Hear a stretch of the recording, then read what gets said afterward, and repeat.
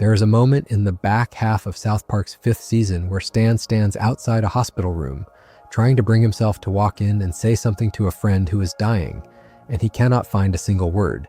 You might expect a cartoon built on fart gags and construction paper cutouts to back away from a scene like that, but it does not. It plays the silence straight. Here's the thing almost nobody talks about. South Park has spent more than a quarter century walking in and out of hospitals, clinics, pharmacies, therapy offices, and special education classrooms. And somewhere across all those visits, it accidentally built one of the most complete satires of American healthcare in television history. Tonight, we are going through all of it. Every kidney, every stem cell, every diagnosis, every cure, from Kenny on a ventilator all the way to Cartman on Ozempic. Get comfortable, settle in, turn the lights down. This one runs long. And if you have not subscribed to Paper Town, it really does help us keep making these. In the very first season, Kenny dies in almost every episode. The pattern starts in the pilot, where he is killed by a flying cow, and it continues all the way through the next several seasons as a running joke. The deaths are absurd, cartoonish, instant. He is impaled, he is squashed, he is shot with a bow and arrow, he is electrocuted, he is hit by ambulances, he is eaten by various animals, and Stan and Kyle deliver the same 2 lines almost every time. "Oh my God, they killed Kenny. You bastards." The whole sequence is built as a punchline, but if you sit with what is actually happening for a moment, the joke is darker than people give it credit for. A child is dying every week, and his friends respond with a catchphrase, and the show insists you laugh along with them. But the show is also making a quiet decision in those early seasons about what kind of death Kenny gets. He is never sick. He is never wasting away in a hospital bed. The deaths are violent and immediate and almost always external, an accident or a collision or a sudden burst of cartoon physics. And that distance between the cause and the body is what allows the joke to land. The first time the show breaks from that pattern, the first time it puts Kenny in an actual hospital with an actual diagnosis and an actual prognosis, the joke stops being funny on purpose. That happens in Kenny Dies, the 13th episode of the 5th season, which aired at the end of 2001. We will get to it in real detail later in this video. For now, the only thing that matters is that the show spent almost 5 whole years building an on-ramp into the idea of medicine by treating death like a recurring sketch. And then, in the middle of its 5th year, it turned the sketch off and let the silence in the hospital room do the work. This is going to be a recurring move in the South Park healthcare canon. The show holds up 2 versions of the same thing. There is the cartoon version, which is loud and fast and ridiculous, almost soothing in how predictable its repetitions become. And then there is the version where the show suddenly takes the cartoon away and lets the consequence sit. Kenny in the alley with an anvil on his head is one thing. Kenny in a hospital bed with a terminal diagnosis is another. They are the same character, drawn the same way, voiced the same way, dressed in the same parka, and the show wants you to feel the gap between those 2 readings. The gap is where almost every healthcare episode of South Park lives. There is also something useful in remembering, before we go any further, how young these kids are supposed to be. They are 8 years old when the show begins, and they have stayed in 4th grade for the better part of 3 decades. Every time the show puts them inside a medical situation, it is putting an 8-year-old in there. The transplant we are going to talk about in Cherokee hair tampons is for an 8-year-old. The ventilator in Best Friends Forever is hooked up to an 8-year-old. The terminal diagnosis in Kenny Dies sits on an 8-year-old's chart. The lap band surgery jokes in later seasons, the obesity satire in the most recent specials, the vaccine debates in the streaming era, all of them happen to bodies the show draws as small and round and only as tall as a fire hydrant. The patient is always a child, and the systems around the patient, the doctors and the nurses and the insurance forms and the lawyers and the activists and the cable news pundits and the federal agencies, are all the same systems that adults navigate. The show keeps reducing them down to fit a kid in a parka, and what scales down rarely looks well designed. So the foundation underneath the whole healthcare canon, before we get to any single episode, is mortality. South Park is a show that has been making children die on screen for almost 3 decades. It has built up an audience so used to that gag that the gag itself becomes a kind of medical procedure, a small, repeated dose of death that builds up tolerance.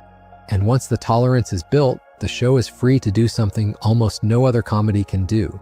It can stop the gag mid-air in the middle of an episode that started off as another absurd setup and have a slow, quiet conversation about dying, about how doctors talk to families, about what hospitals look like in the middle of the night, about how absurd it feels to read a prognosis chart, about how the people closest to you will or will not say something to your face when you are the one in the bed. The show earns those moments by spending years not earning them. That tension between the show's right to be that serious and the audience's expectation that it will not be is the lens we are going to use for almost everything tonight. The other thing the show establishes early, before it does anything specific with hospitals, is a deeply suspicious view of authority. The grown-ups in South Park are almost never competent. They panic, they pander, they grift, they posture, they jump on every passing cause, and they almost never understand what is happening to their own children. That distrust gets transferred straight onto doctors, hospitals, drug companies, insurance executives, and federal health agencies the moment those institutions show up. The show is not exactly hostile to medicine itself. It is hostile instead to the gap between what medicine claims to be and what the people running it actually do with it. Doctors in South Park give bad advice with full confidence. Hospitals send out conflicting bills. Specialists invent diagnoses to sell pills. Public health officials hold press conferences without facts. Drug companies use celebrities to make conditions famous before the conditions are real. And the show, almost from the start, treats all of this with the same skepticism it treats school assemblies and church sermons and political campaigns. It is not that the system is evil, it is that the system is made of the same adults the show has been laughing at since the pilot. Once you understand those two foundations, the casual cruelty around mortality and the deep distrust of grown-ups, you can read everything the show does in a hospital as a kind of stress test. Put a child in a hospital, put a parent in the waiting room, put a doctor in the doorway, put a camera crew somewhere outside the window. Add a celebrity, add a politician, add a lawyer, and see what survives the system. Most weeks, what survives is the friendship, the two kids in the bed and at the foot of it. That is the through line. That is what the show keeps returning to, no matter how absurd the medical setup gets. The friendship, the quiet at the foot of the bed, the fact that nobody knows what to say. That through line starts very early. In one of the first season's Stranger episodes, called Death, Stan's grandfather sits in a wheelchair and asks Stan repeatedly to help him die. He is more than 100 years old. He says he is tired. He hands Stan a cassette tape. He points at a wood chipper. He leaves notes around the house, all in the service of one request, which is that the kid he loves help him end his own life. Stan does not understand what is happening. He keeps trying to do nice things for his grandfather, and his grandfather keeps explaining that being old is not nice, that the body keeps going long after a person is finished, and that there is nothing in his life left that he wants. The episode is from 1997. It is in the first season. South Park is, at this point, a show people associate with talking poo and aliens and a kid in a parka dying once a week, and it is already, quietly, doing the most serious medical conversation on television, which is about whether you have the right to choose when you stop. The way the show frames the conversation is telling. The grown-ups in the episode all refuse to talk about it. The parents change the subject. The doctor offers nothing. The pastor offers nothing. The kid is the one expected to handle it, and the kid has no tools to handle it with. And the show, instead of giving him tools, simply lets him not handle it. He does not chipper his grandfather. He does not give him an overdose. He does not solve it. He sits with it. And by the end of the episode, the question is no closer to an answer than it was at the beginning. But the show has made a quiet point, which is that the country he lives in has decided to leave the question entirely to the people most affected by it, with no help, no language, and no script. That is the first time the show looks at American end-of-life care, and even though it does not look like a healthcare episode, it is one. It is, in some ways, the cleanest version of the satire the show will ever do, because there is no celebrity stunt to distract you. There is just an old man, a tape recorder, a kid, and a country that has decided not to talk about him. That episode also sets up something the show will go back to over and over. The country the kids live in, the adult world they are watching, does not have a settled answer to almost any of the hard medical questions. It does not know what to do about death, It does not know what to do about pain. It does not know what to do about who gets care and who does not. It does not know what to do about disability. It does not know what to do about addiction. It does not know what to do about a virus. And when it does not know, it improvises, loudly, on television, in front of the kids. The show takes those improvisations and films them. That is most of the healthcare canon in one sentence. If death is the show's first quiet medical conversation, the second one is even stranger because it is wrapped inside an episode that on paper looks like a piece of light cruelty. The episode is called Conjoined Fetus Lady, and it is from the second season, the summer of 1998. The setup is that the boys discover their school nurse has a small, parasitic conjoined twin attached to the side of her head. The show plays this for the obvious shock value at first. The kids stare, Cartman makes jokes, adults pretend not to notice. There is a town hall meeting where everyone in South Park dresses up in fake conjoined twins out of solidarity because the parents have decided this is the right thing to do. And the nurse, watching the parade of strangers wearing imitation versions of her actual condition, gets quietly destroyed by it. That is the joke. The town has confused doing something with doing something kind. You can read that episode as a piece of disability comedy that has aged badly, and parts of it have. The nurse's condition is treated, at the level of imagery, as a sight gag for most of the runtime. But sit with the structure of the episode, and the actual target is not the nurse. The target is the town. The target is the way well-meaning communities organize themselves around an unfamiliar medical condition by making it about themselves. The target is the awareness day, the t-shirt, the press conference, the pancake breakfast, all of the rituals that get built around someone else's body. The episode argues that the nurse would have liked to be left alone, and that the town wanted, more than anything, to feel like good people, and that those two things were never going to line up. That is a recognizably modern observation about how medical conditions get folded into civic identity, and the show was making it in 1998.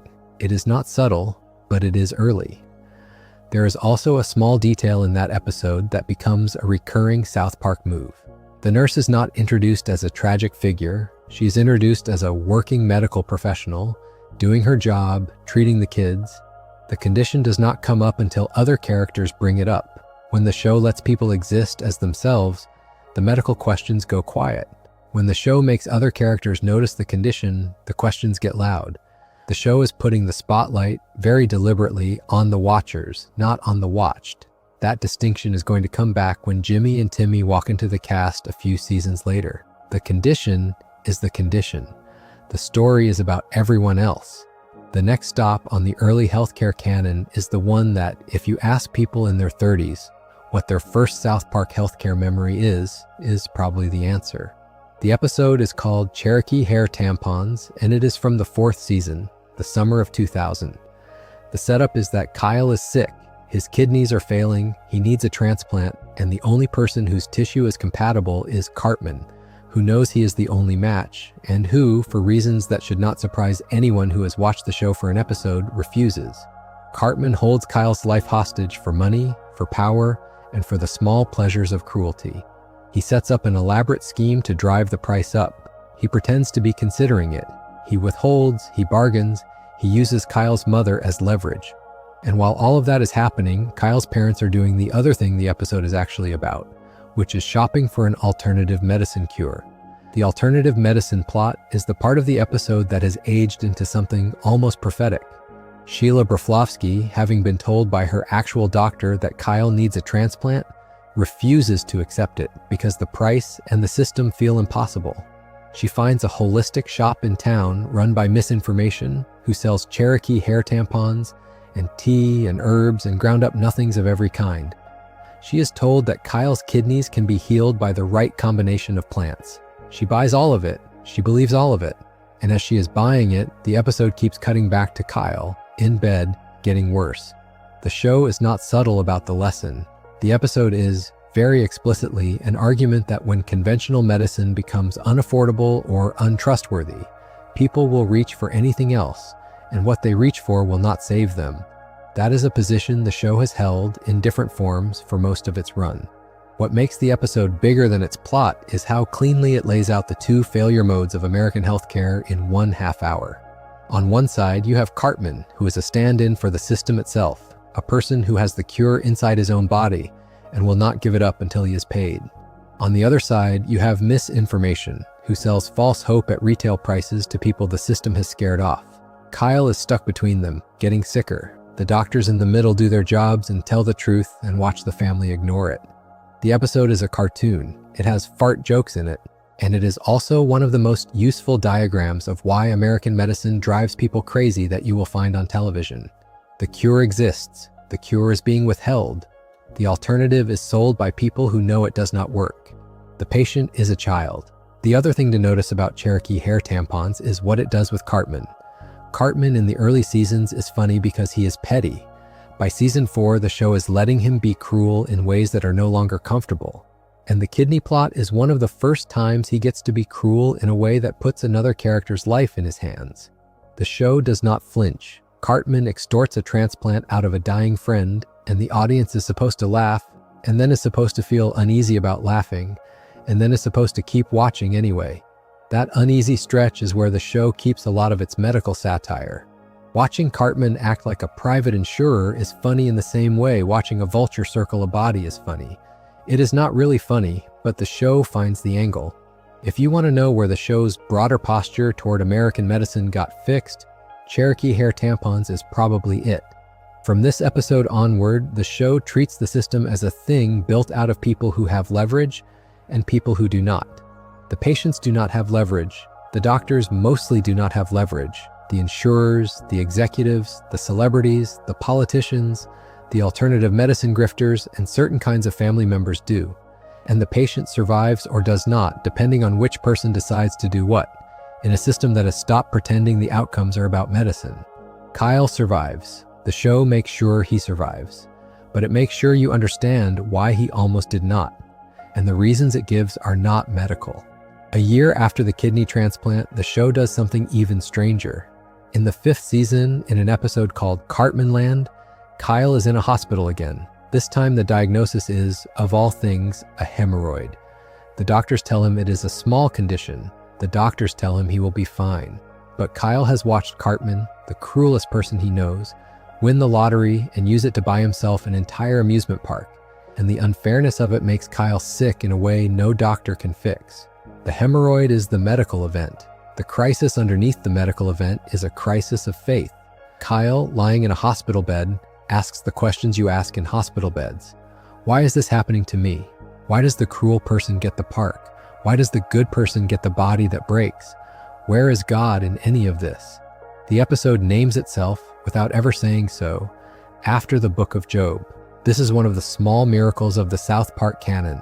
The show takes one of the most universal hospital experiences, which is the unfair body, and lays it next to one of the most universal religious experiences, which is the unfair world, and treats them as the same problem.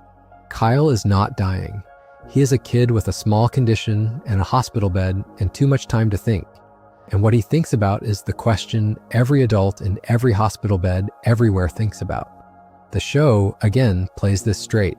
There is no joke at the bottom of Kyle's monologue. He is genuinely losing his faith. The medical detail is almost a misdirection. The actual event is spiritual. And the show almost casually makes the point that hospitals are not just where bodies get fixed. They are also where people sit and reconsider everything they thought they believed. The show has been making that point since the early 2000s, and it has never stopped making it. Around the same stretch, the show is also doing something quieter and slower. It is introducing 2 characters who will sit inside the cast for the rest of the show's life, and almost incidentally, change how the show talks about disability. Their names are Timmy and Jimmy. Timmy arrives first. He is wheelchair bound, he is largely nonverbal, and he is initially a one-note joke, a kid whose only spoken line is his own name. The show then does something it had not done with any of its other side characters. It refuses to let Timmy be just a joke. Within an episode or 2 of his introduction, Timmy is in the band, Timmy is at the talent show, Timmy is on the playground, Timmy is treated by the other kids exactly the way the other kids treat each other, which is to say with low-grade cruelty and absolute inclusion. The cast adopts him, the town adopts him. The show stops noticing his wheelchair the same way the cast does. Then comes Jimmy in an episode called Cripple Fight in the second episode of the 5th season in the early summer of 2001. Jimmy walks with crutches. He has a speech impediment. He does stand-up comedy. He wears a tie. And like Timmy, he is introduced inside the structure of an episode that is, on its face, about other things. Cripple Fight is famous, often for the wrong reasons, because of a long and elaborate fight scene between Timmy and Jimmy that plays out almost note for note, like a fight scene from a piece of cinema pulp. But the episode underneath the fight is about Timmy being pushed out of his scout troop, the boys defending him, and Jimmy slowly being absorbed into the same circle that absorbed Timmy. By the end of the episode, the cast has expanded. 2 kids with disabilities are now full members of the show. Neither of them is a tragic figure. Neither of them is a tear-jerker arc. They are just there. It is hard to overstate how unusual that is, even now. American television, for most of its history, has used disability as either a teachable moment or a pity narrative or a metaphor for something else.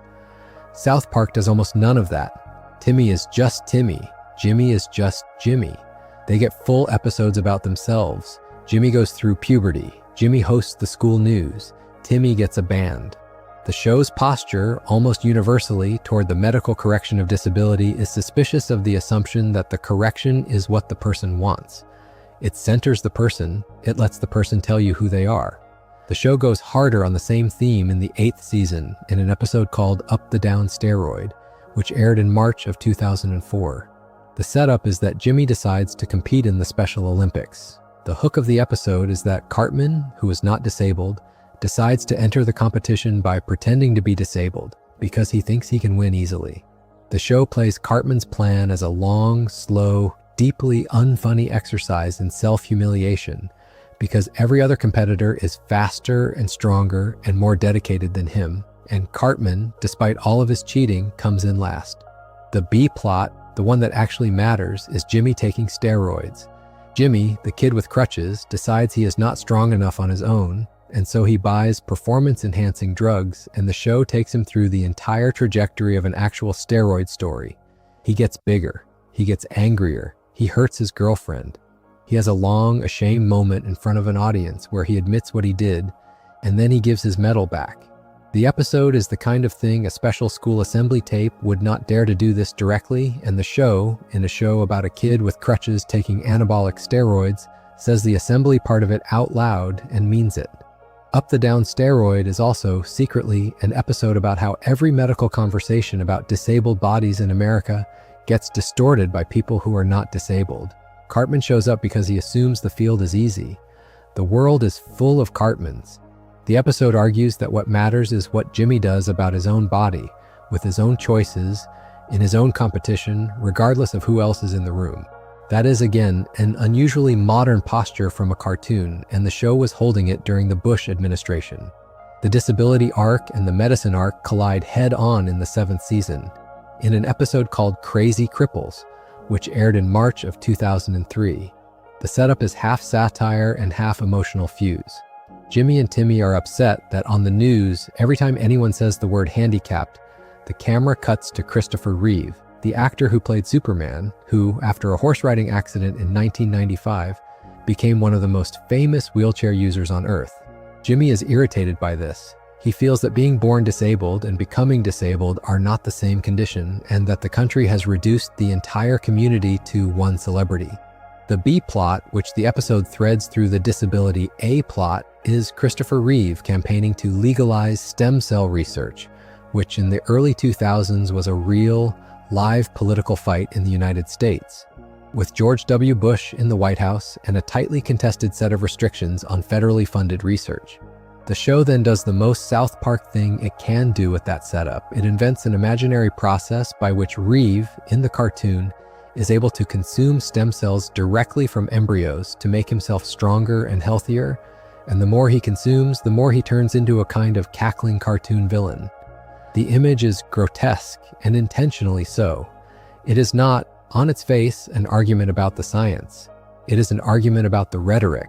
The episode is essentially saying that the language American debate had built around stem cells, the rhetoric of miracles and monsters, of vampires and saints, had distorted the actual question past the point of usefulness.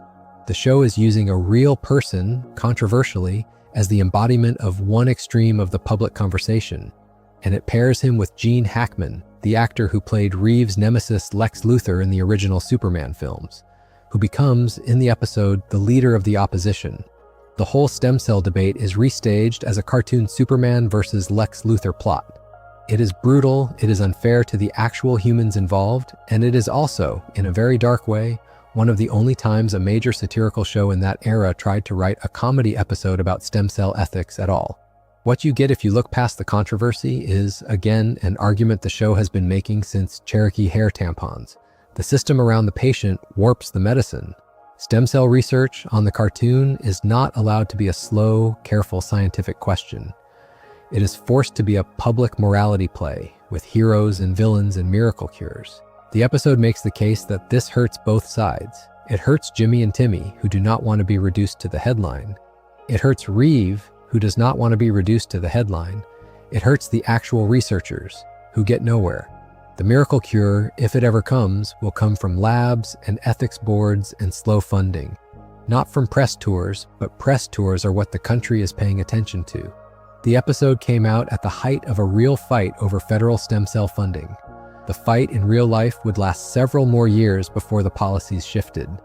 The show was, at the time, already exhausted by it. The stem cell argument does not end with crazy cripples. It comes back with weight at the end of the same season's run in Kenny Dies, the episode that is, more than any other, the show's single most direct medical episode. Kenny Dies aired in December of 2001, near the end of the 5th season. The plot is straightforward. Kenny is diagnosed with a terminal illness. He is hospitalized. He gets worse. His friends do not know what to do. Stan, in particular, cannot bring himself to visit. He spends the entire episode finding reasons to be anywhere else. Kyle and Cartman do visit repeatedly, and the show plays out, with very little comedy, what it actually looks like to sit in a hospital room with a friend who is dying.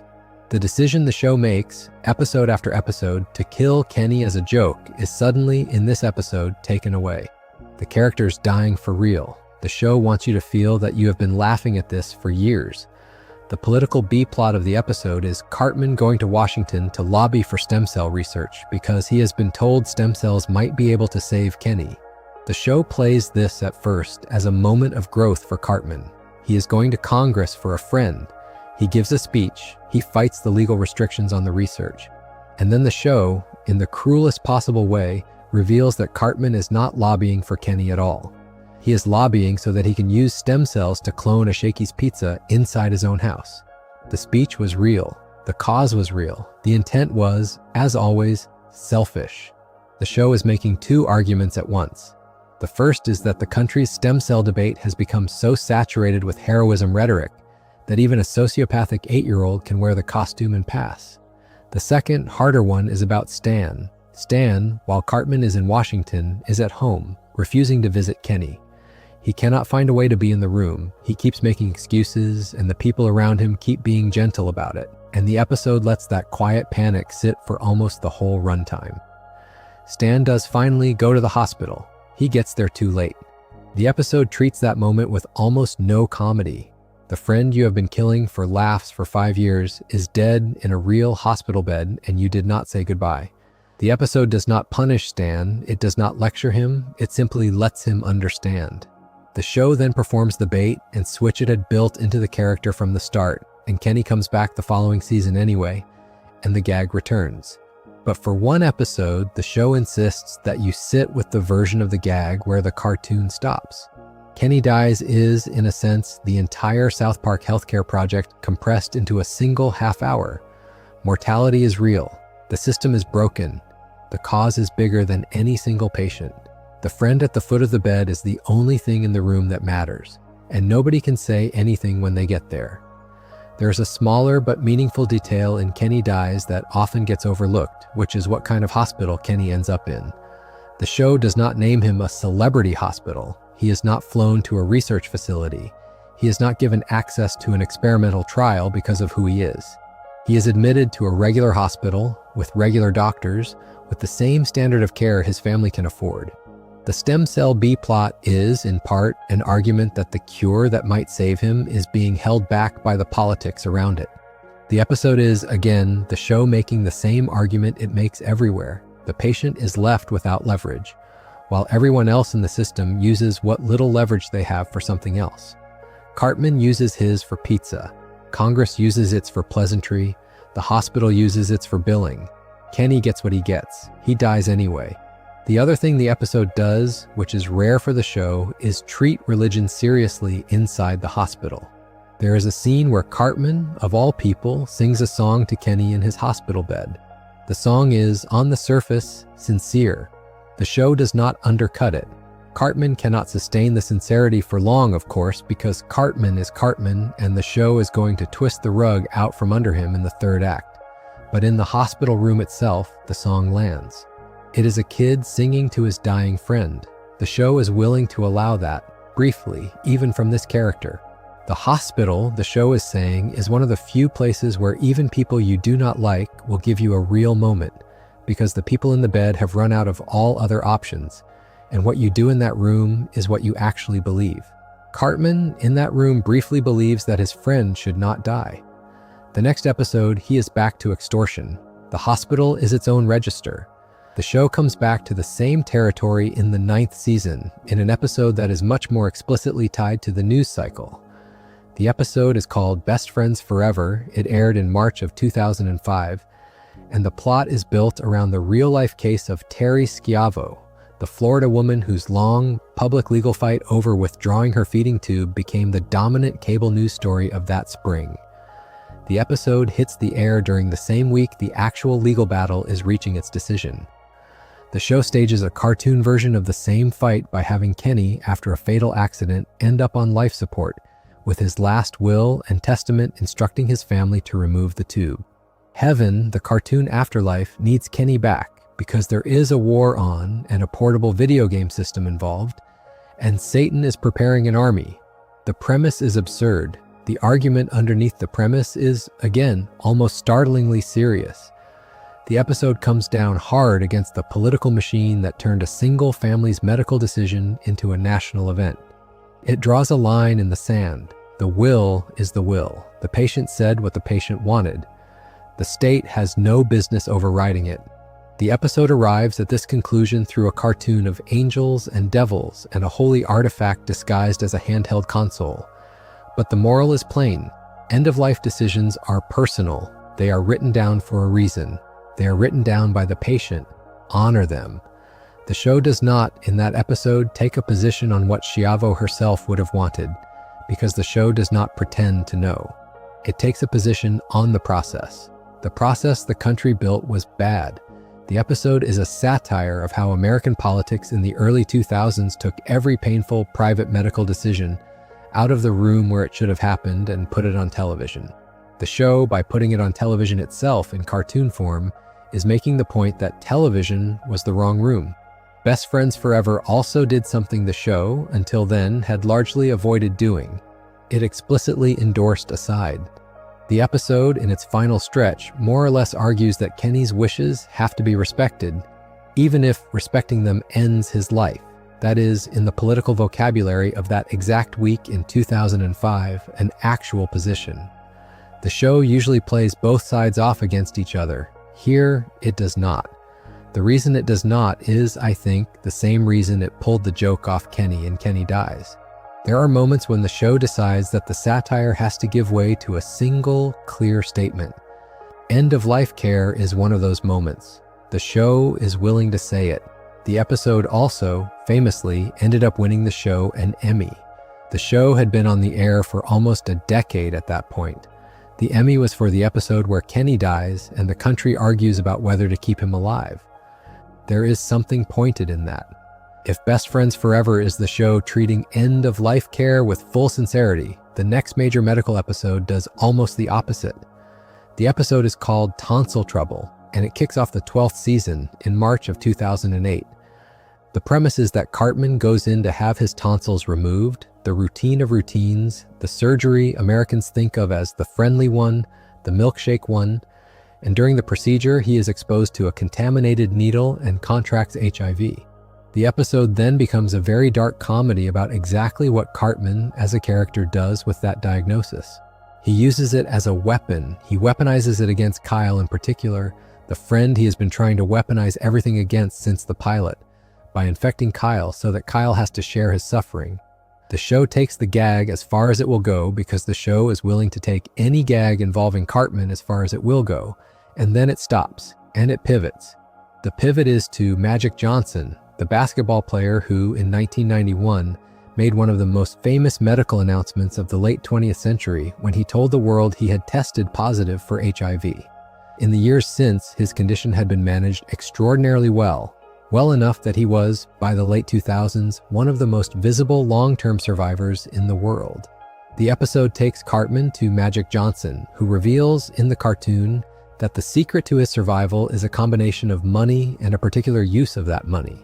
The show then turns the gag into a very thin disguise for an argument about how, in the years since Magic Johnson's diagnosis, HIV had become, for those who could afford it and had access to the right medications, no longer a death sentence. The treatment existed, the treatment worked. The episode is, at its heart, an argument that the country had forgotten what HIV looked like in 1991 and had not updated its model of the disease for what it looked like in 2008. The way the show makes this argument is, classically, a piece of bad taste comedy. The visual gag about how Magic Johnson supposedly stays healthy is gross and silly. But underneath the gag is a real medical claim, which is that the era of the death sentence diagnosis was, for some patients, over.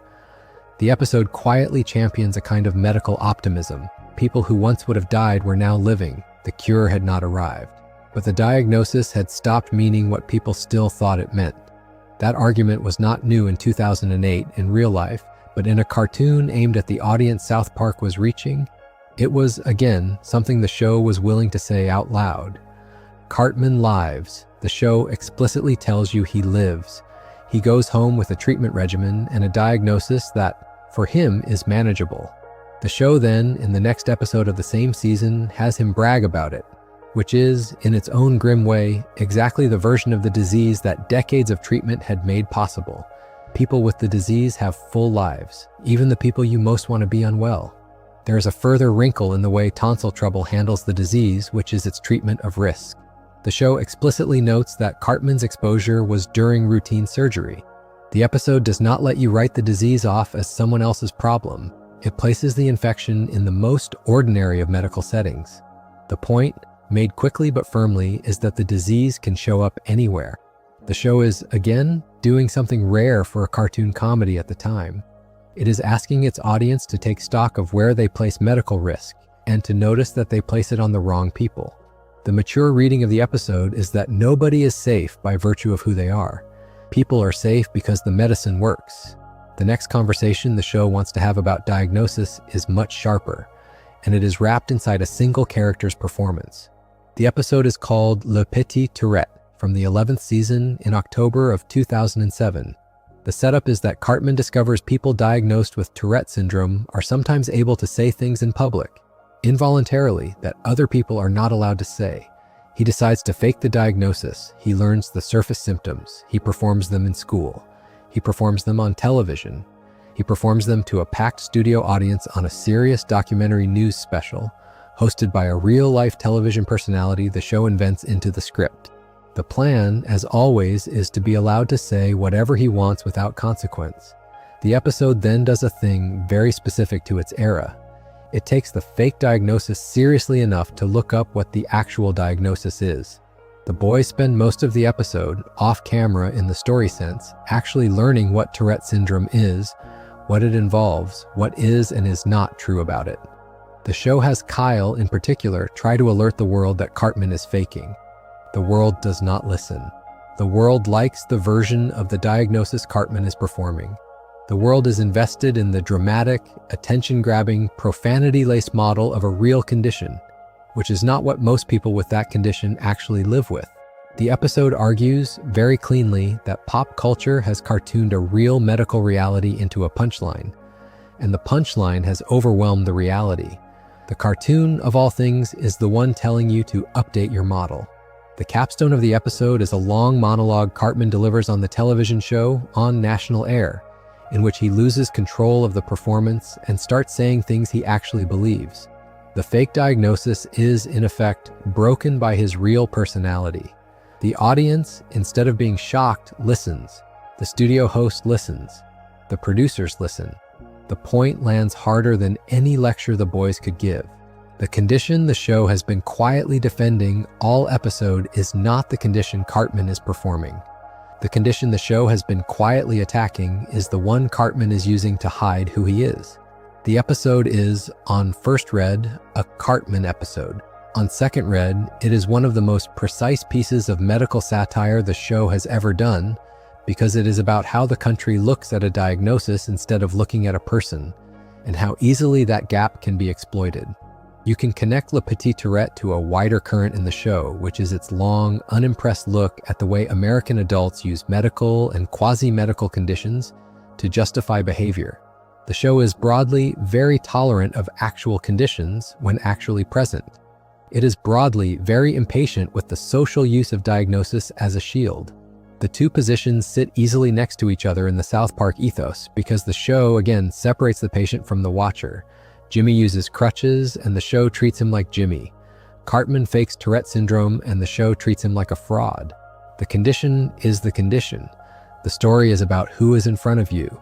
The show's relationship to addiction, which is the other long shadow over the healthcare canon, gets its first serious treatment in the 9th season in an episode called Bloody Mary, which aired in December of 2005.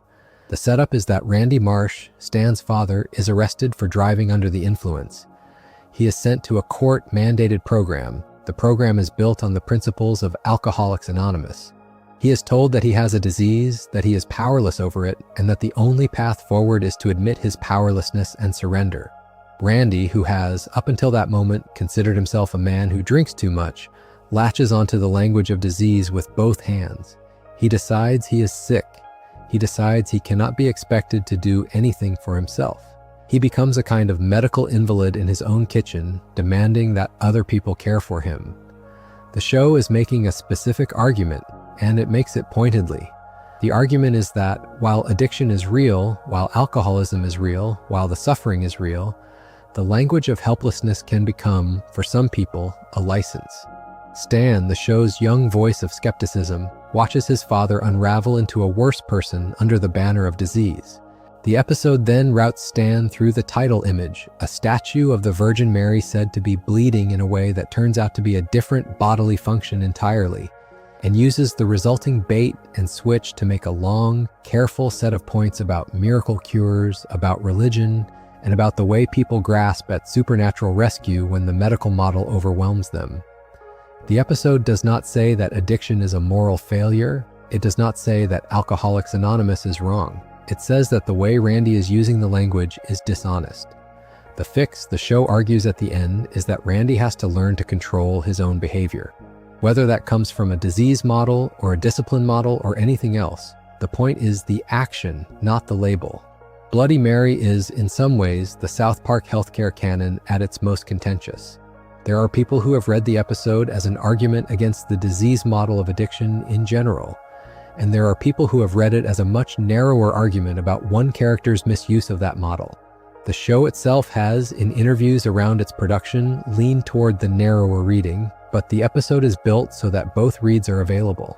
What I would say is that the episode follows the show's broader posture. The disease is real. The system around the disease is full of language that gets misused. Randy is a person who, given any language, will misuse it. The show is making a character point through a medical episode the way it almost always does. The show then continues its drug satire in much darker registers throughout the same era.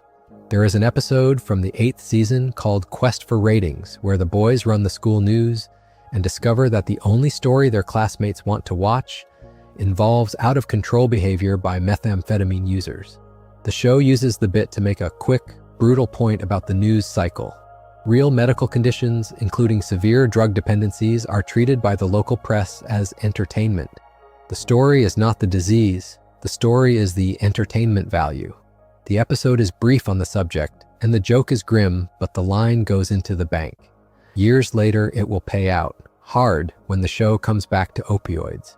A few seasons later, in the 12th season, the show makes one of the strangest drug episodes in its history. The episode is called Major Boobage, and it aired in March of 2008. The hook is that Kenny, of all the boys, discovers a new way to get high. The method is cat urine. The trend, the show argues, has reached South Park. The kids are huffing cats. The town reacts with the standard panic. The mayor outlaws cats. The cats are rounded up.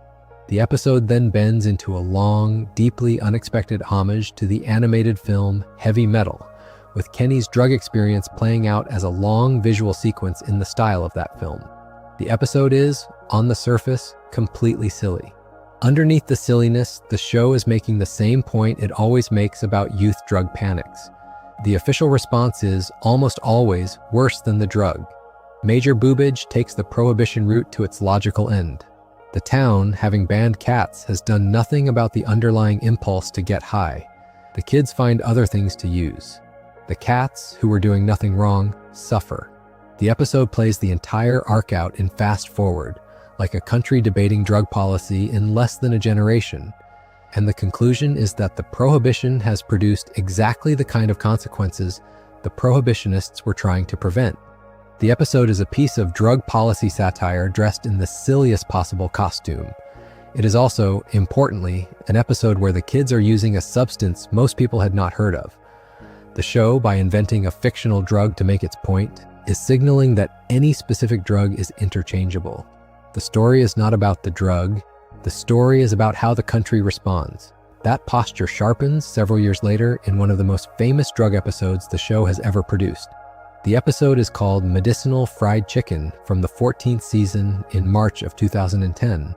The premise is that the state of Colorado has, in the cartoon, simultaneously banned all fast food restaurants and legalized medical marijuana. The two policies arrive in town on the same day.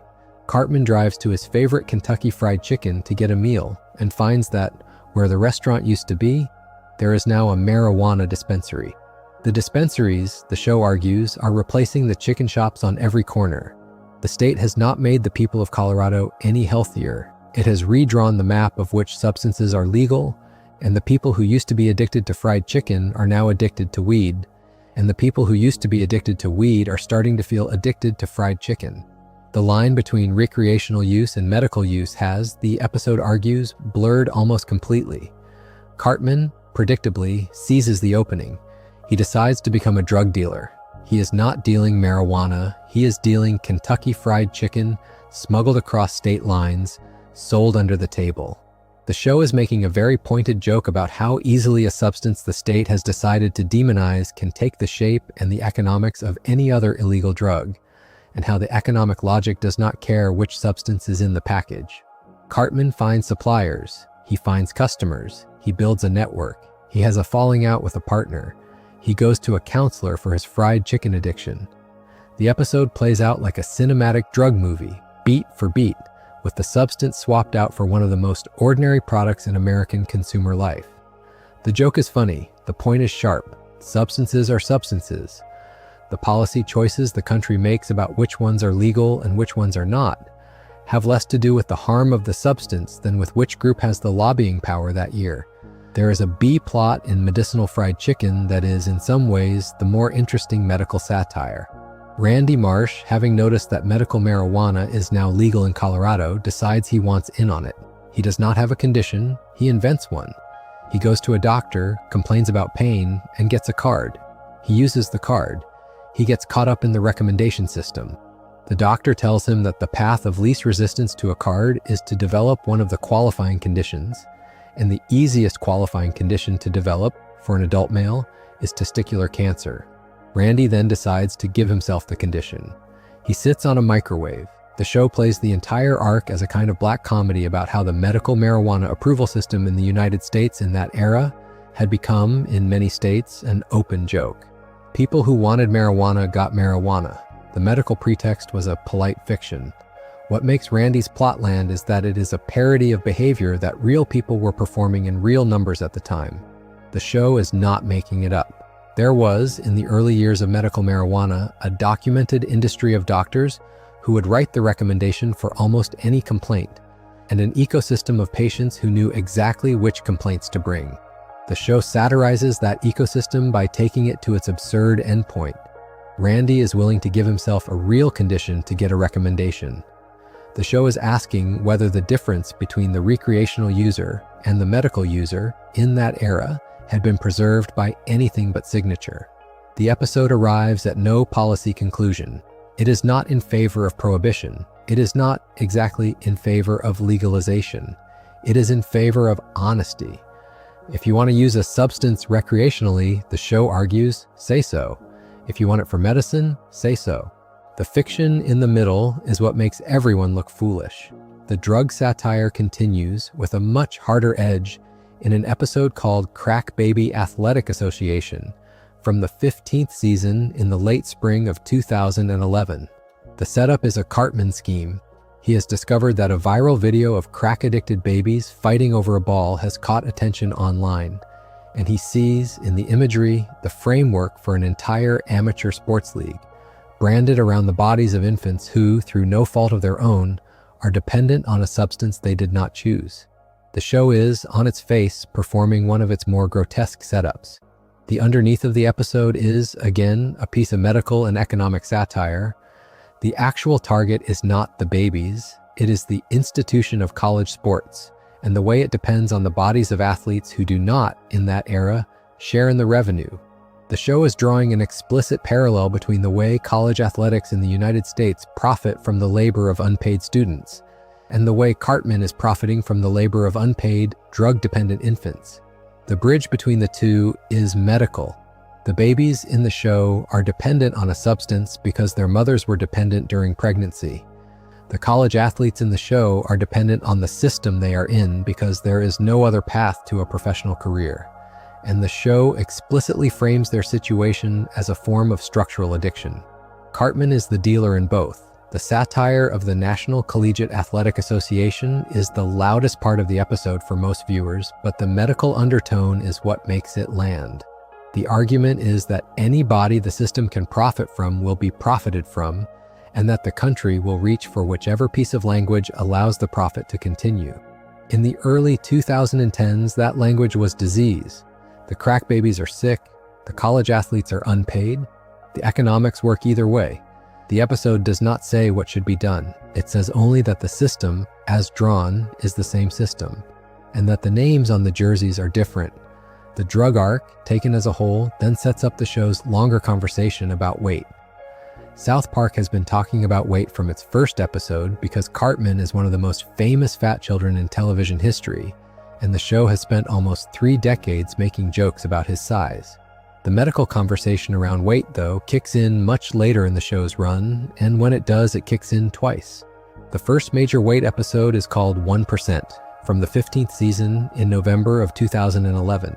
The premise is that the boys' class at school has scored on a standardized physical fitness test in the bottom 1% in the country. The reason, the test reveals, is Cartman. His scores are dragging the entire class down. The episode then pivots to satirize the Occupy movement, which was active in the United States at that exact moment. The fitness test is being used as a satirical mirror for income inequality. Cartman is the 1%. The fitness test functions in the episode the way a medical screening functions. It produces a number. The number becomes a label. The label becomes a stigma. The class is now identified by the state, by what one of its members weighs, and how that member performs on a treadmill. The show argues throughout the episode that there is something wrong with the way the test treats Cartman. He is identified as the problem. He is talked about. He is excluded from the average. The episode does not exactly defend him because Cartman is Cartman, and his behavior through the episode is selfish, but it does ask what it means for a school system to single out the largest child in the room as the source of failure. The medical screening, again, is being used by the country as a tool for sorting people, not for helping them. The show is, at root, asking the same question it asks every time. Who benefits from this measurement? Who suffers from it? What does it actually change? The second major weight episode comes the following season, in an episode called Raising the Bar, from the 16th season in October of 2012. The setup is about reality television, in particular the reality show that, in that era, was dedicated to the youngest child of a Georgia family who had become a national sensation. The episode argues that the country had begun to celebrate, through reality television, levels of childhood obesity that, a generation earlier, would have been treated as a public health emergency. The episode then pairs that satire with a second one about mobility scooters, and the way the largest version of the device, sold under a brand the show invents very thinly off the real one, had become, in certain corners of the country, a casual lifestyle choice for adults who were not, by any clinical measure, immobile. The two satires meet in the middle of a town hall meeting where the show argues that the country has, with the best of intentions, lost the language for telling the truth about weight. The episode is, again, careful about who it targets. It does not broadly target the children. It does not target individual adults. It targets the systems and the media around them. The reality television show is the target. The marketing for the scooters is the target. The cultural conversation that has stopped distinguishing between mobility assistance for the genuinely disabled and lifestyle convenience for the able-bodied is the target. The show wants to keep both rooms open. It wants Timmy in his wheelchair. It wants Jimmy on his crutches. It does not want anyone else in their lanes.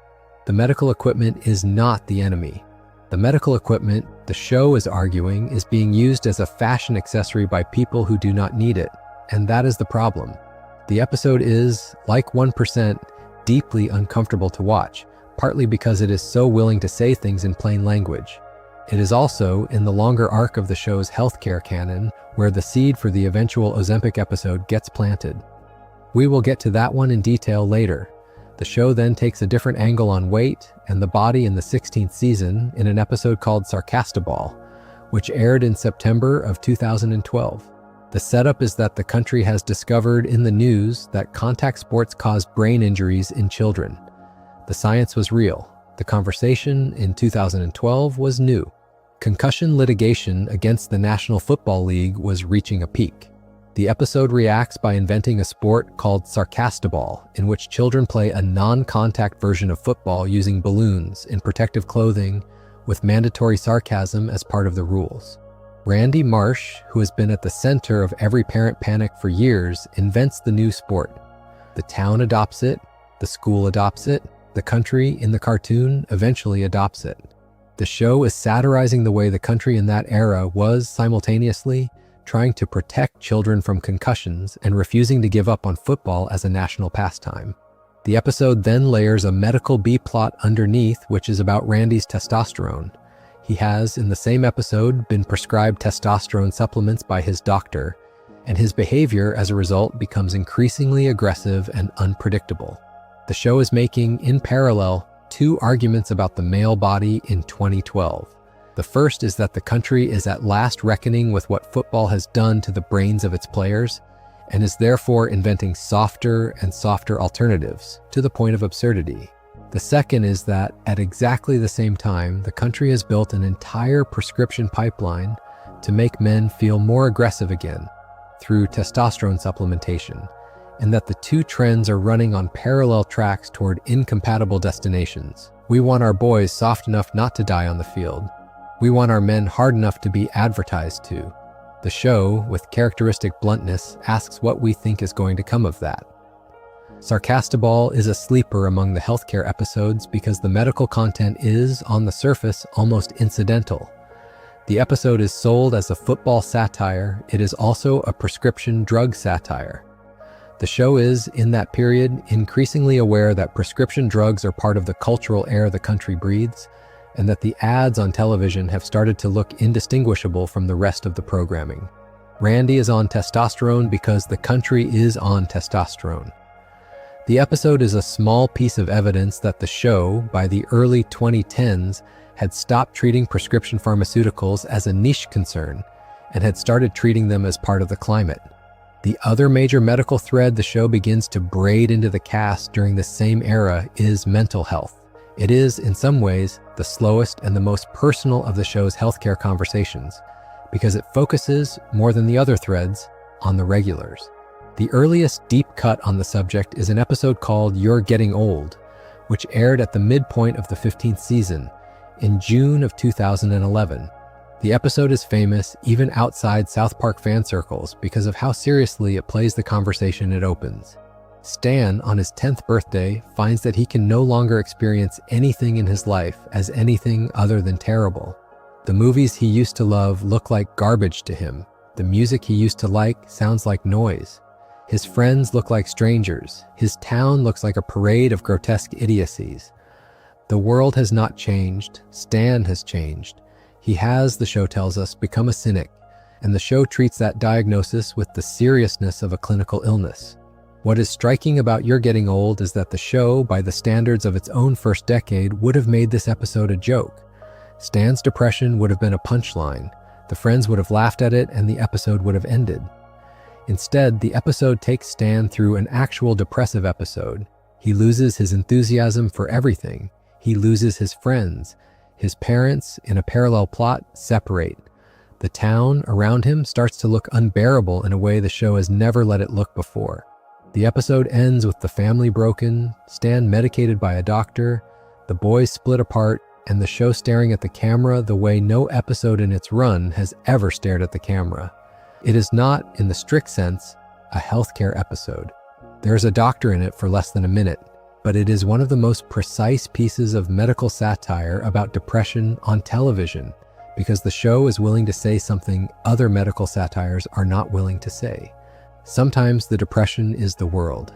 Sometimes the diagnosis is correct.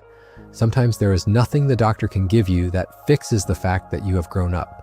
The episode that follows it, in the back half of the same season, is called Ass Burgers, and it is one of the strangest and most underrated medical jokes in the show's history. The title is a deliberately childish pun on Asperger syndrome, which in 2011 was still in the diagnostic literature as a distinct condition before it was folded into the broader autism spectrum. The episode picks up where You're Getting Old left off. Stan is still depressed. He is still seeing the world as a sequence of grotesqueries.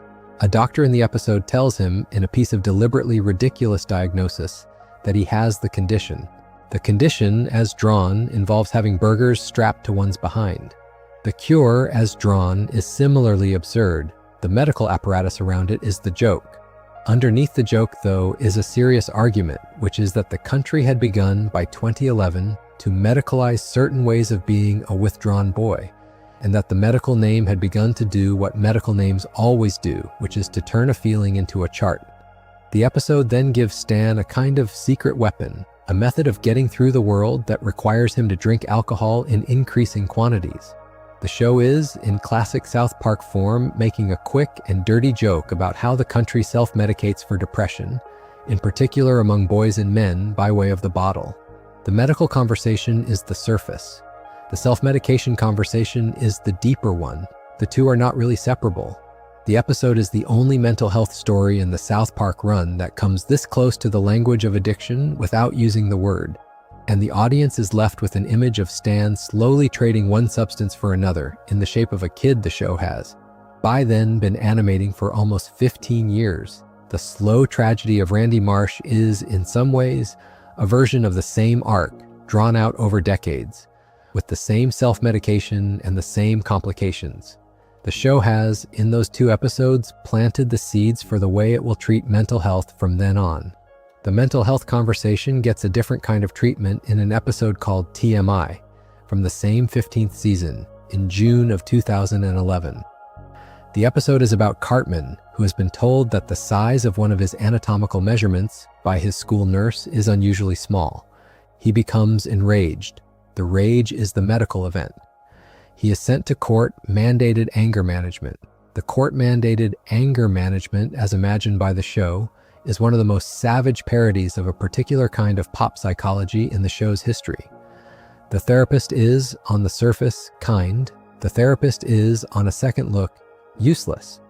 The exercises she leads are exercises that any audience watching from any anger management program would recognize instantly, and the show plays them, beat for beat, with the affect of a self-help video. Cartman does not get better. None of the other adults in the room get better. The program is a piece of theater. What makes TMI cut deeper than most anger management satires is that the show argues very precisely that the rage Cartman is feeling is real. He has been humiliated. The humiliation has, as a chemical fact, made him furious. The therapy, instead of addressing the humiliation, asks him to count his breaths. The show is making the point that the country's approach to certain kinds of anger had become, in that decade, an approach focused on the symptom rather than on the cause. People are not, in general, angry because they failed to take their morning yoga. They are angry because something has happened to them. The show is, in its own crude way, asking whether the therapy industry around anger has any vocabulary at all for talking about what produces the anger in the first place. The episode resolves itself with one of the show's stranger gags, but the point lands. The country wants the anger to go away. The country does not want to talk about what made it. A year before TMI, the show takes a quieter look at the therapy industry in an episode called Inception, which aired in October of 2010. The episode is, on its surface, a parody of the Christopher Nolan film Inception, which had come out earlier the same year, and which had become a piece of pop culture about the architecture of dreams. The episode threads the parody through a long sequence of therapy scenes in which one of the boys, Stan, is taken into the dreams of a man with sheep on his head. The therapist they choose is, in the cartoon, both a serious medical practitioner and a kind of dream surgeon. The episode is, on first read, a long, weird joke. On second read, it is a quiet argument about how often, in the country's current therapy culture, therapy itself has become a kind of theater, an environment in which the symptoms are explored in elaborate and creative detail without any clear sense of what the cure looks like. The episode ends, like a number of the show's therapy episodes, in a kind of shrug. The patient is not exactly cured. The therapist is not exactly a fraud. The therapy has happened and life continues, and the person who came in for help leaves a little lighter than they came in. The show is, in the parallel between Inception's dream architecture and the show's own depiction of the inside of a person's head, asking whether the inner life is really something an outside professional can navigate, or whether the patient is, in the end, the only one who lives in there. The medical conversation, again, is sliding toward the same conclusion the show keeps arriving at. The systems and the language of medicine are real and useful and limited. The person inside the system is the one who has to live with the outcome. The most pointed mental health satire in the show's last decade is, almost certainly, an episode called Buddha Box from the 22nd season in November of 2018. The episode is one of the show's clearest engagements with the modern conversation about anxiety. Cartman, who has, by this point in the show, gone through almost every form of medical experience the country has on offer, decides that he has a diagnosis of severe anxiety. He convinces his doctor. He convinces his school.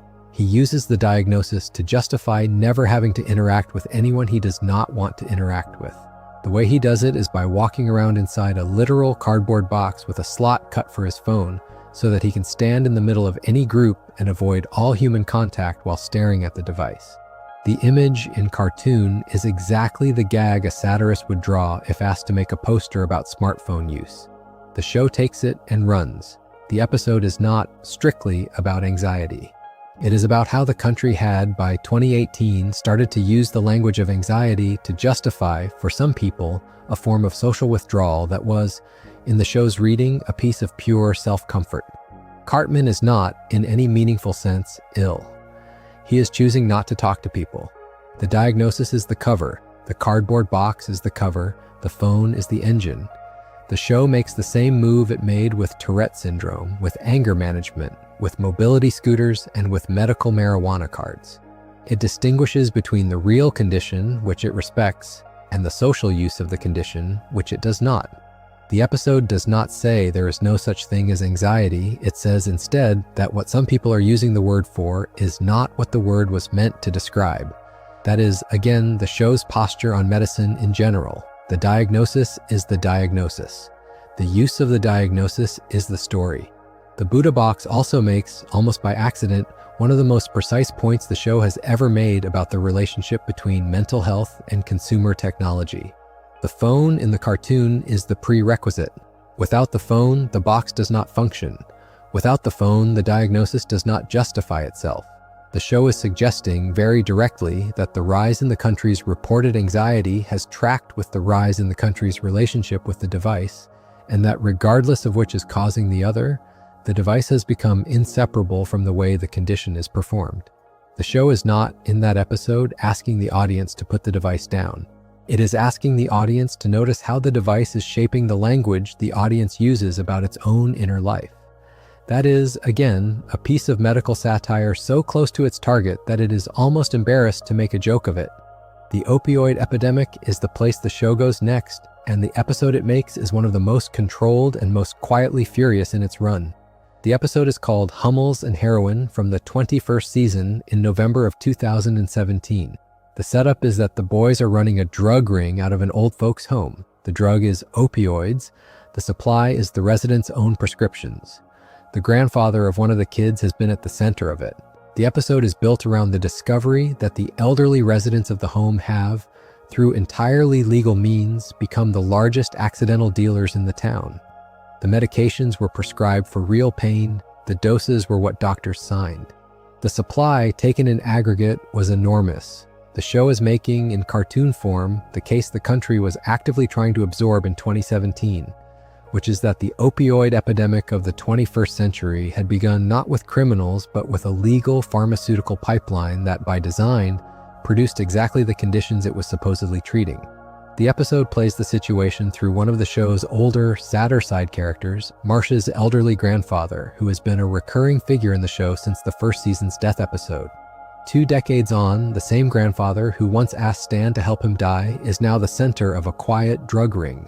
The show is making the connection on purpose. The country, having refused to talk honestly about pain and end of life, has filled the silence with prescriptions. The drugs are technically for the pain. The prescriptions are written by doctors. The doctors are not, in any narrow sense, wrong. The patients are not, in any narrow sense, dishonest. The economic system around the prescription, though, has produced a wave of addiction that does not look like a back alley problem. It looks like a wave of paperwork. The episode is, of all the show's medical episodes, the most measured. There is no obvious villain. The villain is the system. Hummels and Heroin closes on one of the show's quieter sequences, in which the grandfather is, in his own way, the source of his own ruin and the route to a kind of resolution. The episode does not solve the opioid crisis. The country, at that point in 2017, was still in the middle of it. Federal policy was actively being rewritten. Lawsuits against the major prescription drug manufacturers were just beginning to land. The conversation about which doctors had been responsible, which pharmaceutical companies had pushed the prescriptions hardest, and how a generation of patients had ended up in a state of dependence was still being constructed in real time.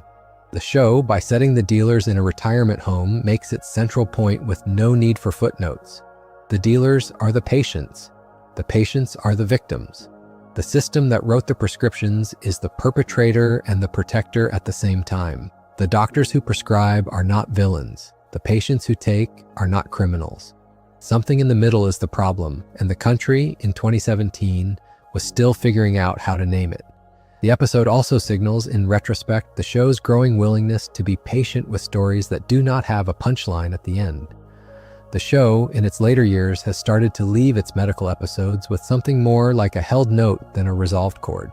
The opioid crisis episode does not end with the country fixed. It ends with the residents of the home moved into a kinder arrangement. The pain has not gone away. The pills have not stopped being prescribed. The kids have moved on to another scheme. The show treats the crisis the way the crisis was in the actual world being treated, which is partially with effort, with a sense that the work is just beginning. The healthcare canon by this point is no longer the bright lights and obvious villains of Cherokee hair tampons or Kenny D's. It is starting to look more often like a tired man in a kitchen looking at a cabinet full of orange bottles. 2 years after Hummels and Heroin, the country goes through the experience for which the show, in its entire history, was most clearly built. The episode is called The Pandemic Special, and it aired on the 30th of September, 2020, in the middle of the first year of the COVID-19 pandemic. The episode was an hour long. It was the show's first hour-long episode. It was made under, by the show's account, an unusual production schedule, with the writers and animators working under the same conditions the rest of the country was working under, which was largely from home. The premise of the episode is that the boys have finally returned to school, but the school looks nothing like the school. The classrooms are full of plastic barriers. The teachers are gone, replaced by police officers. The faces of the students are masked. The town outside is panicked, exhausted, and confused. The hospital is overrun. The state of the world is exactly the state of the world it aired into. What is, in retrospect, striking about the pandemic special is how much of it is, by South Park standards, restrained. The show could have, in cartoon form, taken the most absurd possible position on the pandemic. It does not. The episode opens with a long, almost documentary sequence about how strange daily life has become. The boys walk around their town the way the audience walked around their towns. The masks are inconvenient. The rules are confusing. The adults are arguing. The episode then layers a satire over the top of this, but the satire is built on a baseline of accuracy.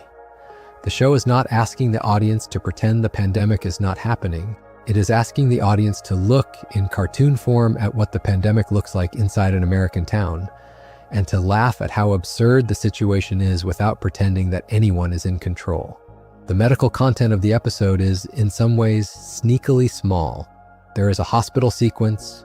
There are doctors and nurses in protective equipment. There is one figure who is identified as the local health expert. But the bulk of the episode is about the social architecture around the disease, not the disease itself. The school is the architecture, the police are the architecture.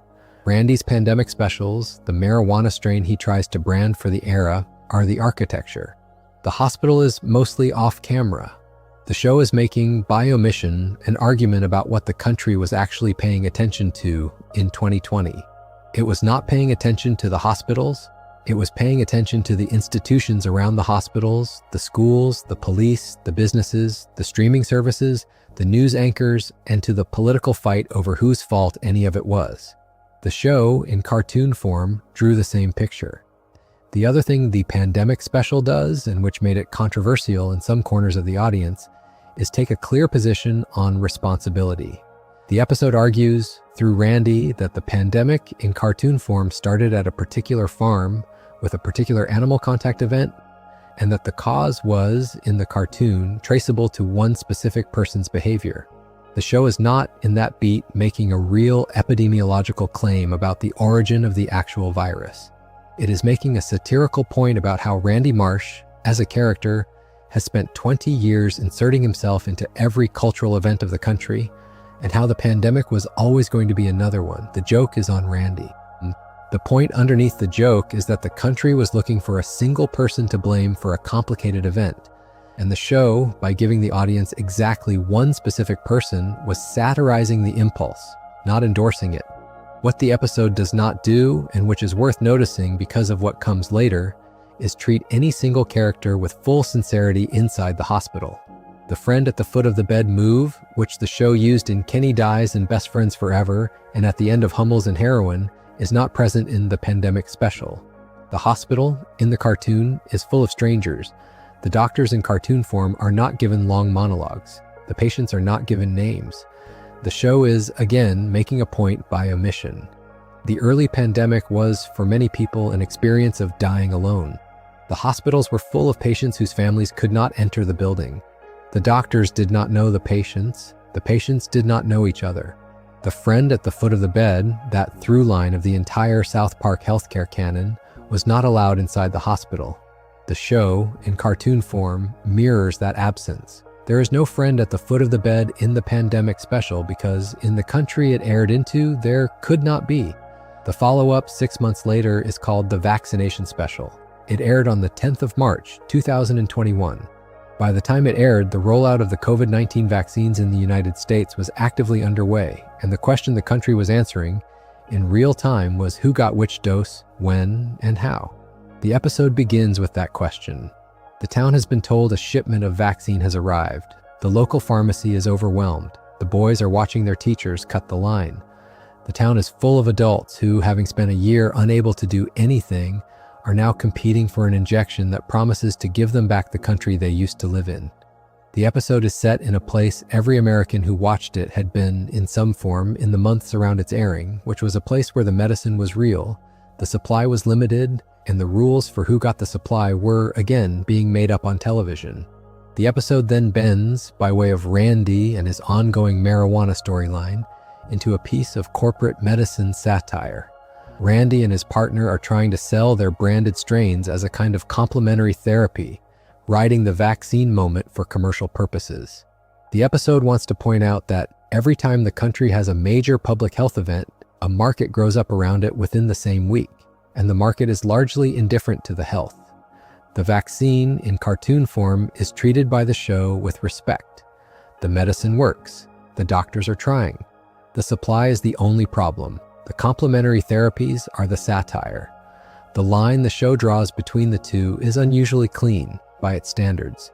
The other plot of the special, which is the louder one, involves the parents of South Park starting to behave increasingly like a movement with their own posture toward the vaccine, the school, and the children.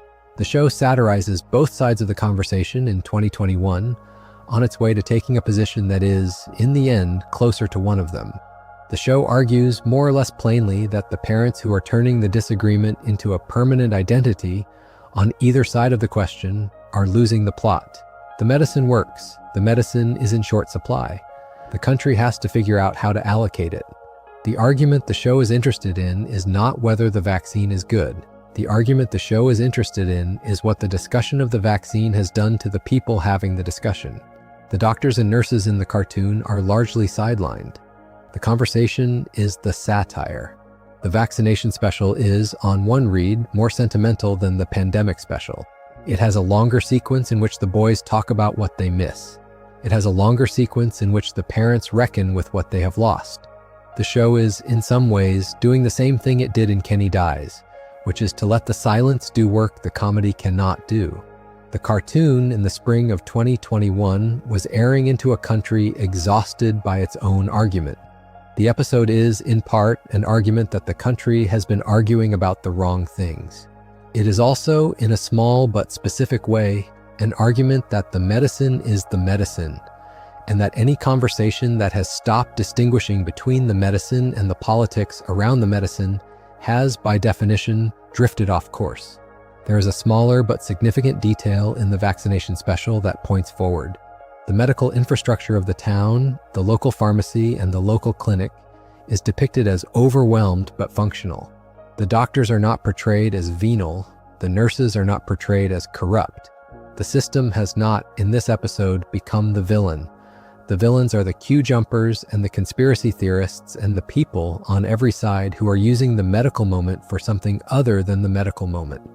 The show, by this point in its run, has developed a fairly clear taxonomy. Medicine, in the strict sense, is a tool and a useful one. The system around the medicine, the lobbying and the marketing and the publicity is the place the criticism lives. The vaccination special holds that line. After the 2 pandemic episodes, the show moves to a streaming model, and the next 2 healthcare adjacent specials, called Post-COVID and Post-COVID: The Return of COVID, are released in late 2021, in November and December respectively, on the Paramount streaming service. They are, in structure, much longer than a regular South Park episode, and they take advantage of the runtime in a way the show had not previously had room to do. Both specials are set in the future, several decades after the original pandemic.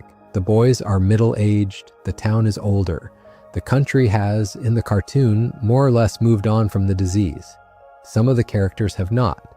The specials are, in the strict sense, more science fiction than medical drama, but the medical underpinning of the entire arc is the long shadow of the pandemic on a generation of friendships.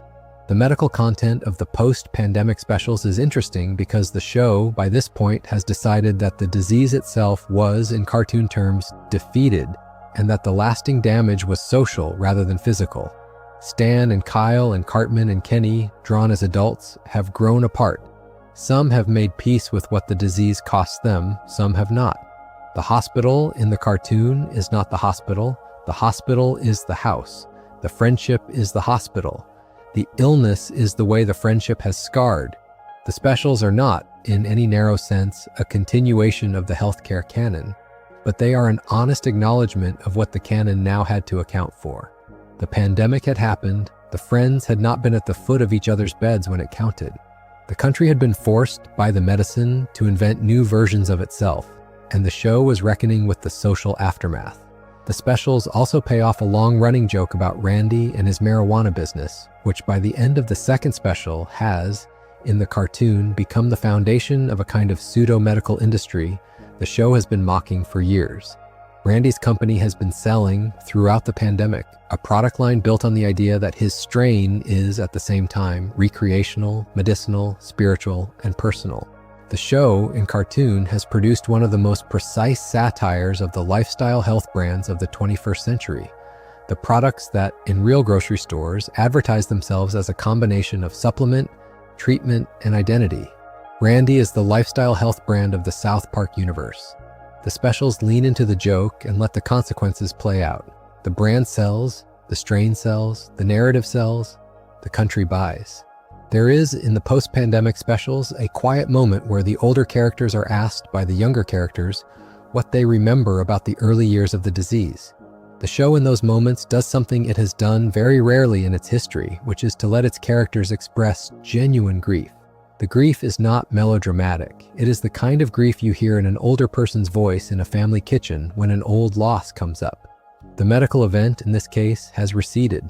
The relationship to the medical event remains. The show is making the same argument it has made for 2 decades, which is that the medicine is a system the patient passes through, and the friendships are the things that remain. The friend at the foot of the bed has, by this point, become a kind of mantra in the show's healthcare grammar. Even when the bed is empty, even when the friend is older, even when there is nothing left of the medicine, the friend is, somehow, still at the foot of the bed. The show then takes a long, weaving run through the streaming era with a handful of healthcare-adjacent specials that take aim at, among other things, the rise of artificial intelligence in cultural production, the changing economy of streaming itself, and the boys' relationships with their families and their town. The healthcare canon during this period is not the main subject of every special, but it is in the background of almost all of them. The country, in real life, was still working through the implications of long-term illness and chronic conditions. The country, in real life, was developing new conversations about which kinds of bodies are acceptable in which contexts. The show in real life was tracking those conversations with a regularity that no other satirical show on television could match. The culmination, for the healthcare canon in particular, is the special called The End of Obesity, which aired on Paramount in May of 2024. The premise is, even by South Park standards, blunt. Cartman wants to be thin. He has been promised, by every advertisement around him, that there is now a medication that will make him thin. The medication is a glucagon-like peptide receptor agonist, a class of drug developed for diabetes management that, by 2024, had become famous in the United States and elsewhere for its side effect of significant weight loss. The most famous brand name in the conversation, in real life, was Ozempic, with a number of related compounds also in use.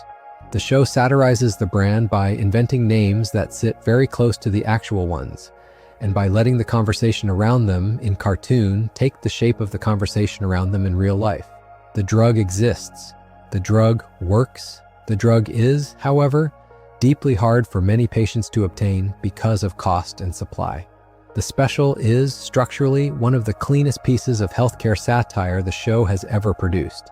The plot is built around Cartman trying to get a prescription for the drug. The drug is, in cartoon form, gate-kept by a combination of insurance companies, pharmacy chains, online pharmacies, telehealth services, and celebrity endorsements. The list of gates, by the end of the episode, is so long that the actual question of whether Cartman would benefit from the medication is no longer the relevant question. The relevant question is whether he can survive the gauntlet of paperwork between him and the medication. The show, by this point in its run, has spent decades drawing the gates American patients have to walk through. The Ozempic special is, in some ways, the boss level of that drawing. The medicine is real. The medicine works. The country has built an obstacle course around it.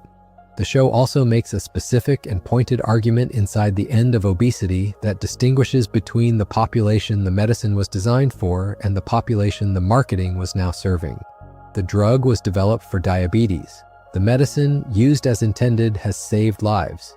The cultural moment around the drug, in 2023 and 2024, had become almost entirely about weight loss, and specifically about weight loss among people who were not, in any narrow sense, ill. The special does not exactly take a position against that. It is too aware of the genuine medical use cases to oppose the drug. What it argues instead is that the country has, again, dressed a cosmetic conversation in the language of medicine, and that the conversation has crowded out the patients who need the medicine for the indication it was designed for. The show is, again, distinguishing between the medicine and the system around it. The medicine is fine. The system is broken. There is a B-plot in the end of obesity that sharpens the satire further. It involves a celebrity. The celebrity, drawn as a thin disguise for a real one, is invited to act as the spokesperson for the medication, in part because the cultural conversation in 2024 had been so heavily shaped by the bodies of famous people. The celebrity in the special becomes a kind of medical authority by virtue of being thin. The show argues with characteristic bluntness that the country had, by that point, partly forgotten what doctors are for and had begun to treat famous bodies as a source of clinical wisdom. The show is, in those scenes, dredging up a long memory. The Christopher Reeve and Magic Johnson episodes from earlier in the show's run had been about how, in earlier decades, famous bodies were used to drive policy conversations. The end of obesity is about how, 2 decades later, famous bodies are used to drive prescription conversations. The mechanic is the same. The system has not, by 2024, found a way to put doctors back in front of patients without celebrities standing between them. The special closes, the way many of the show's later medical episodes do, on something closer to an extended monologue than a punchline. Cartman, in the cartoon, has gone through the entire system. He has tried to get the medication. He has been turned away. He has tried celebrity endorsements. He has been turned away. He has tried lower-cost alternatives. He has been turned away. The boys, in the closing sequence, deliver a long set of arguments about why, in their reading, the country has built a healthcare system that almost guarantees this outcome for any patient seeking any new and expensive intervention. The closing is, by South Park standards, almost essay-like. The show is, by this point in its run, willing to spend 3 minutes of its runtime telling the audience what it actually thinks. The audience, after almost 3 decades of these episodes, knows what the show actually thinks. The closing is, in the best sense, redundant. It is just the show, for the record, putting the position in plain language one more time. That is the long healthcare arc, as it stands at the time of recording. From Kenny dying in the alley to Cartman trying to get Ozempic. From Stan's grandfather asking to be helped to die to Stan as an adult, looking back on a friend he could not save. From the conjoined nurse to the celebrity influencer. From the Cherokee hair tampons to the prescription card carousel of medical marijuana clinics. The show has spent more than a quarter century walking American medicine through a satirical hallway. It has not, ever, drawn a perfect picture. It has, more often than not, drawn a picture that is close enough to the truth that the country, watching, has had to laugh in self-recognition. That is what the show, at its best, does. It puts the truth in costume long enough that the audience will let it in the door. It is worth doubling back before we sit with the broader picture on a few of the medical conversations the show has had at the edges of the canon, because they fill in the gaps in the central arc.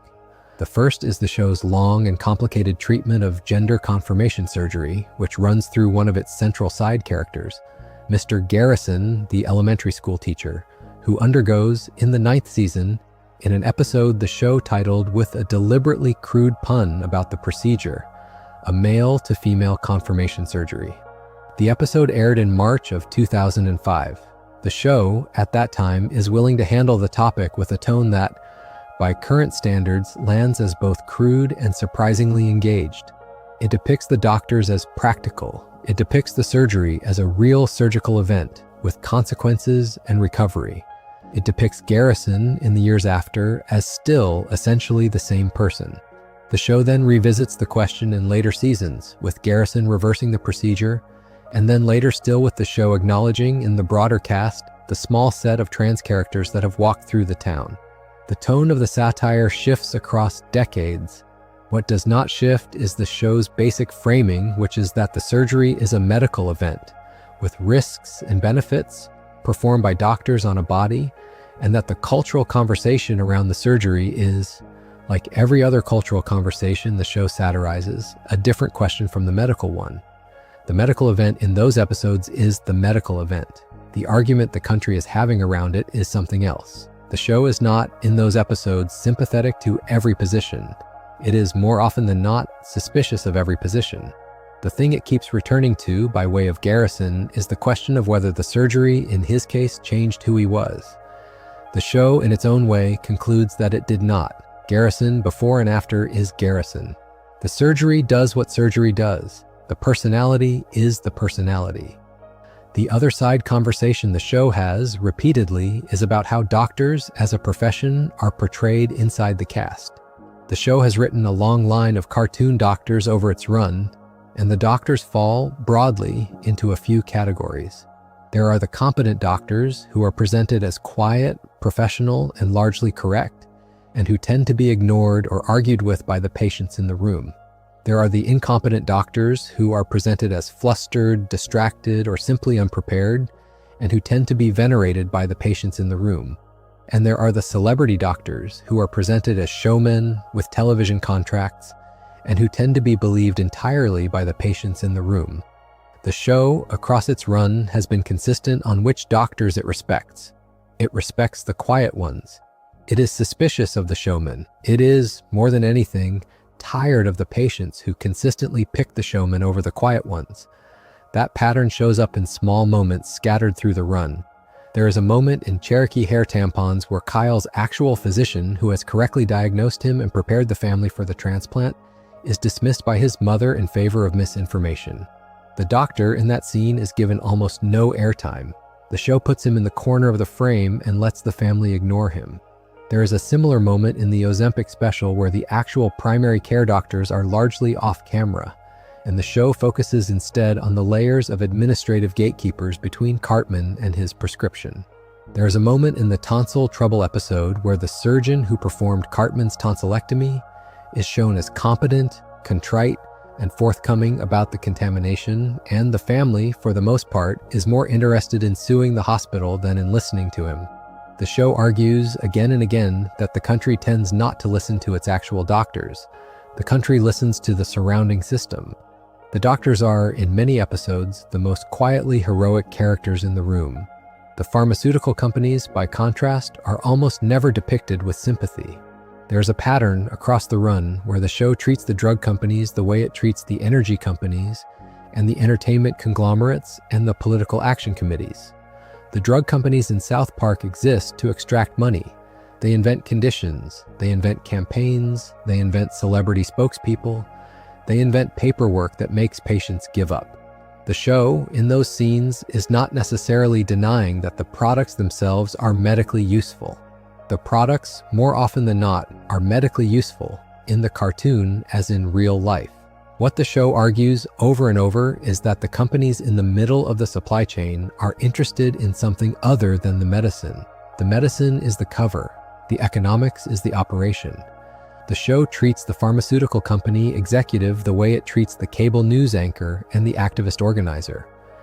They are, in the show's grammar, the same character in different costumes. The other long, quiet thread in the show's medical conversation is its treatment of the nurses. The school nurse, the hospital nurse, the public health nurse, and the long-term care nurse all show up across the run. The show, in its early seasons, depicted the school nurse with the parasitic conjoined twin with a thick layer of sight gag. In later seasons, when nurses appear, they tend to be quietly competent, often unnamed, and largely unbothered by the chaos around them. The pediatric nurse in the tonsil trouble episode is calm. The hospital nurses in Hummels and Heroin are calm. The home health workers in the post-pandemic specials are calm. The show is making a quiet point. The actual day-to-day labor of the system, the show suggests, is done by people who do not show up on cable news, who do not testify before Congress, and who are not the subjects of the next class action lawsuit. The labor is done by the nurses. The nurses, in the cartoon, are the spine of the system. The system would not function without them. The pediatric clinic, as a setting, is its own quiet recurring location in the show. It shows up in the tonsil trouble episode, it shows up in the Buddha box episode, it shows up in episodes about the boys getting checkups and vaccinations, and it has a clean visual signature in the show, a small room with a paper-covered table and a bored-looking practitioner. The show has, by means of these recurring rooms, built a kind of visual vocabulary for the routine medical experience. The audience knows what a doctor's office looks like in the cartoon. The audience knows what a hospital corridor looks like in the cartoon. The audience knows what a pharmacy looks like in the cartoon. The audience has been inside these rooms in the cartoon dozens of times. The medical infrastructure of the country in the show's drawing has become as familiar to the audience as the school and the bus stop and the cafeteria. That visual vocabulary makes the difference in the bigger episodes between the cartoon working and the cartoon falling flat. The hospital room in Kenny Dies is a recognizable hospital room. The vaccination station in the vaccination special is a recognizable vaccination station. The pharmacy counter in The End of Obesity is a recognizable pharmacy counter. The show, by spending years drawing these rooms in low-stakes episodes, has earned the right in the high-stakes episodes to put a serious conversation inside them and trust the audience to know exactly where they are. That is not, on its surface, an obvious accomplishment, but it is, in the longer arc of the canon, why the show's healthcare episodes hit harder than the healthcare episodes of most other comedies. The audience has been to these rooms with these characters before. The cartoon is not, by the late part of the run, asking you to learn the rooms. It is asking you to remember them. The other thing the show does, in its medical episodes, is keep returning to the language of bills and forms. There are recurring shots across the run of envelopes from insurance companies, of bills mailed to families, of paperwork piled on tables. The show, in many of its healthcare episodes, depicts the consequences of medical events, at least partly through the consequences of medical bills. Randy and Sharon, the parents at the center of so many of the show's adult storylines, are repeatedly shown looking at envelopes. The boys, in episodes about their own treatment, are repeatedly shown signing forms they do not understand. The show is making, in those small visual decisions, the same point it makes everywhere else, which is that the medical event for most American families is, in addition to whatever else it is, a paperwork event. The body matters, the chart matters, the envelope matters. The country has built a system in which the envelope is, often, the last and largest part of the experience. The show makes the bill explicit in a few standout moments. There is, for example, a recurring joke in episodes set in hospitals where, after the medical event, a clerk hands over a bill of an absurd size and the family reacts with the kind of slow headshake the show reserves for events the characters cannot affect. The bill is presented often with the same gravity the show used to present the diagnosis at the beginning of the episode. The diagnosis used to be the climax. The bill is now the climax. The show is, in those small jokes, telling the truth about how American families experience medical events. The diagnosis is one shock. The bill is the second one. The two shocks are often the same in scale. The show has been depicting that pattern for almost as long as it has been depicting Kenny dying. The show then does, throughout its run, a more general thing, which is to mock the advertising language around medicine. The pharmaceutical advertisements on American television, in the years the show has been on the air, have developed a very specific visual and verbal grammar.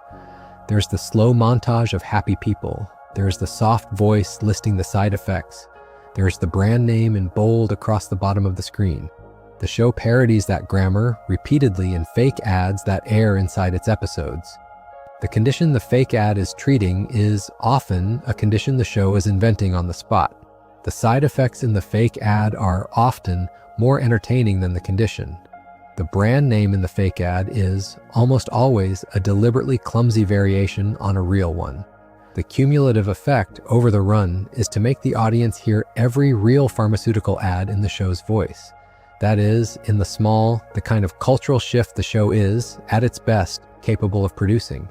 You can put all of these threads next to each other, the hospital rooms, the bills, the nurses, the doctors, the celebrity spokespeople, the policy fights, the diagnoses, the prescriptions, and the patients in beds, and you start to see why the show, even when it is making jokes that get it in trouble, has built a coherent and consistent picture of American medicine over its run. The picture is not a flattering one. It is also not entirely cynical. The show does repeatedly hold up the doctors and the nurses and the patients as the people inside the system worth respecting. The system itself, the show argues, has been hijacked by the people on its periphery.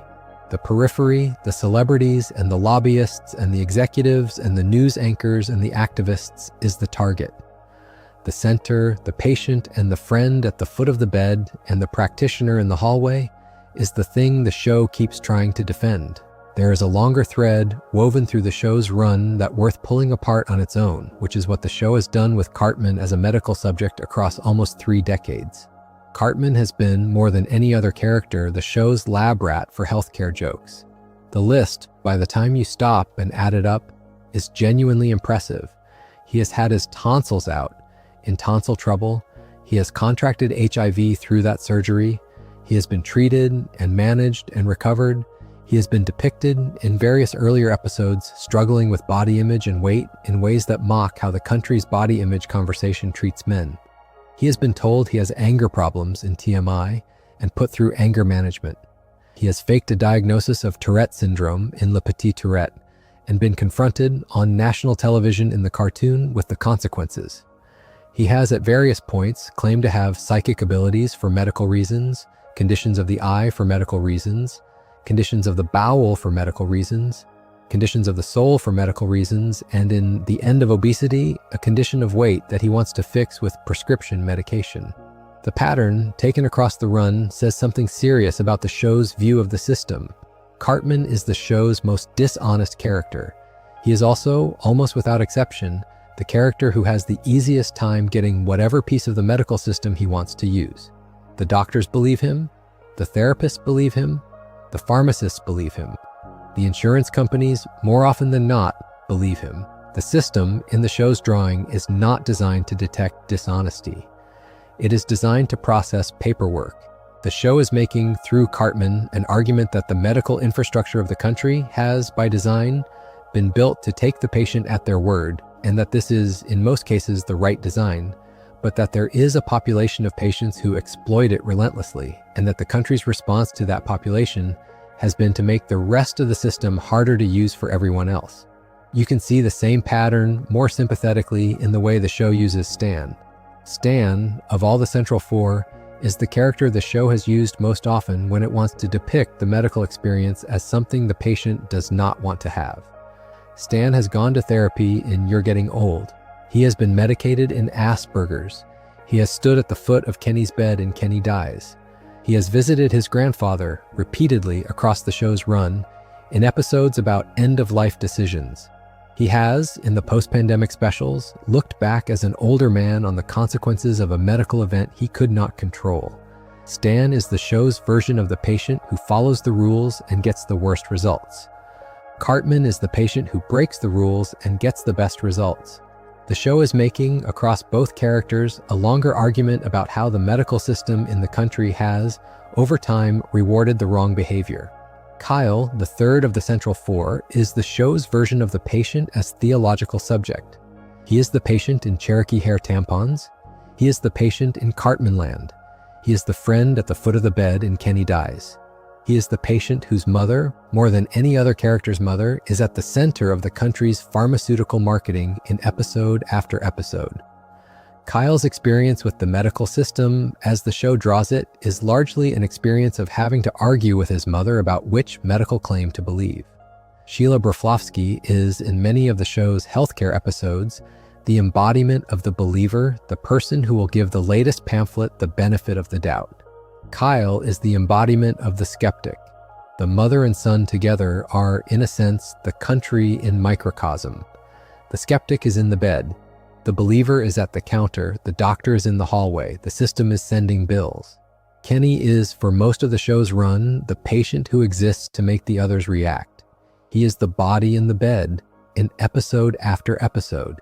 He has been in cartoon, the patient in Kenny Dies, the patient in Best Friends Forever, the patient in dozens of small B-plots in which the medical event happens to him and is processed by the other 3. The character, drawn as a quiet kid in a parka, has done more medical labor for the show than any other character. He has been, in some episodes, the subject of stem cell debates. He has been the subject of end-of-life debates. He has been the subject of long-term care debates. The show has, more often than not, used him as the patient because he is, more often than not, the patient. The cartoon physics of his death have built him into the role. He has, by the late period of the show, become its central medical figure. The friend at the foot of his bed has been in turn Stan, Kyle, Cartman, the parents, the grandparents, and in the post-pandemic specials, the adults the boys grew into. The bed is the same bed. The body in it has been Kenny most of the time. There is one further character whose healthcare arc deserves its own pass because it is, in some ways, the most realistic of the entire show. Randy Marsh, Stan's father, has been depicted across the show's run as a man with an extensive and ongoing relationship with the medical system. He has been treated for alcoholism in Bloody Mary. He has been treated for stress in episodes scattered across the seasons. He has been prescribed testosterone in Sarcastable. He has been prescribed medical marijuana in Medicinal Fried Chicken. He has been told in various episodes that he has every condition the magazines on his end table list. He has, by the post-pandemic specials, become the embodiment of a particular kind of American patient. The man in middle age who is treated at any given time for half a dozen conditions with a corresponding shelf of medications, and who is not, in any narrow sense, getting better. The show is making, through Randy, an argument that the American medical system has built a category of patient who is, in effect, a long-term customer with a prescription regimen that is closer to a subscription than a treatment plan. Randy's arc, in particular, is where the show's medical satire intersects with its economic satire. He is, in episode after episode, a man who is taking medications that are, in cartoon form, branded with names that sit very close to the real ones. The advertising for those medications is, in cartoon form, drawn to look almost exactly like the advertising for the real ones. The economic engine driving the prescriptions is, in cartoon form, drawn to look almost exactly like the economic engine in real life. Randy is not just a parody of the patient, he is a parody of the customer. The show is, by the time it gets to the post-pandemic specials, willing to draw the patient and the customer as the same person, and to argue that the country has, by this point, made the two roles indistinguishable.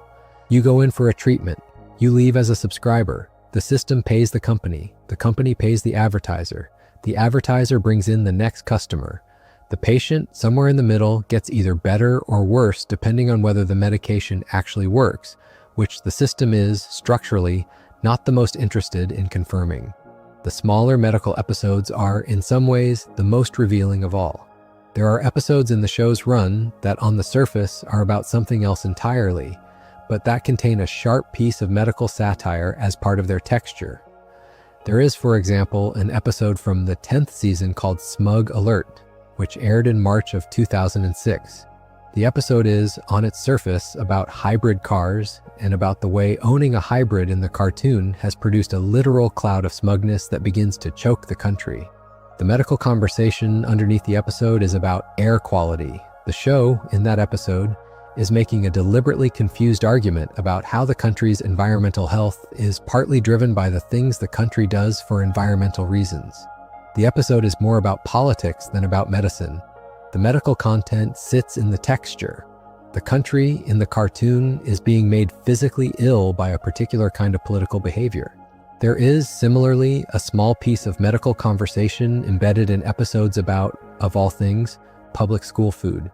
There are several stretches of the show across the run where the cafeteria is the subject of an episode, and in most of those stretches the show makes a quick joke about how the food itself is engineered, distributed, and consumed in a way that has health consequences for the children eating it. The food is not the center of the episodes, it is the surrounding fact. The show is, again, drawing the same picture it draws everywhere. The systems around the children, the food and the schools and the after-school programs and the leagues are designed primarily by adults with priorities other than the health of the children. The health is the residual.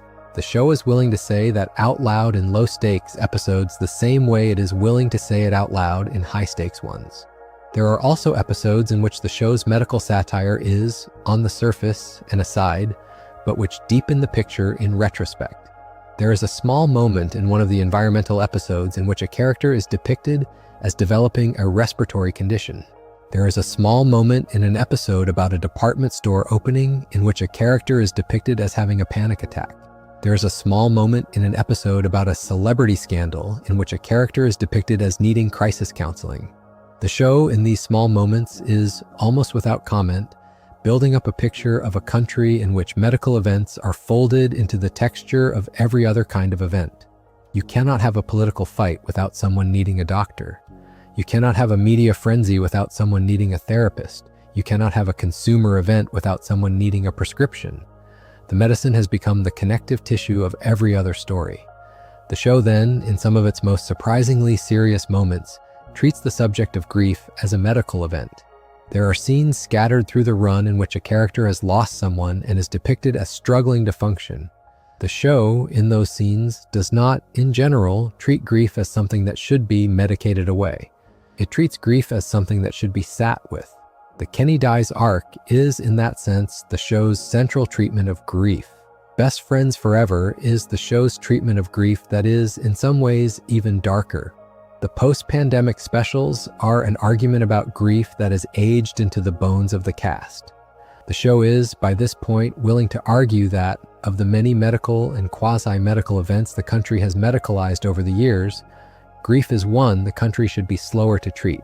The patient needs to feel it. The friend at the foot of the bed needs to feel it. The medicine the show is willing to suggest will not fix the silence at the center of the loss.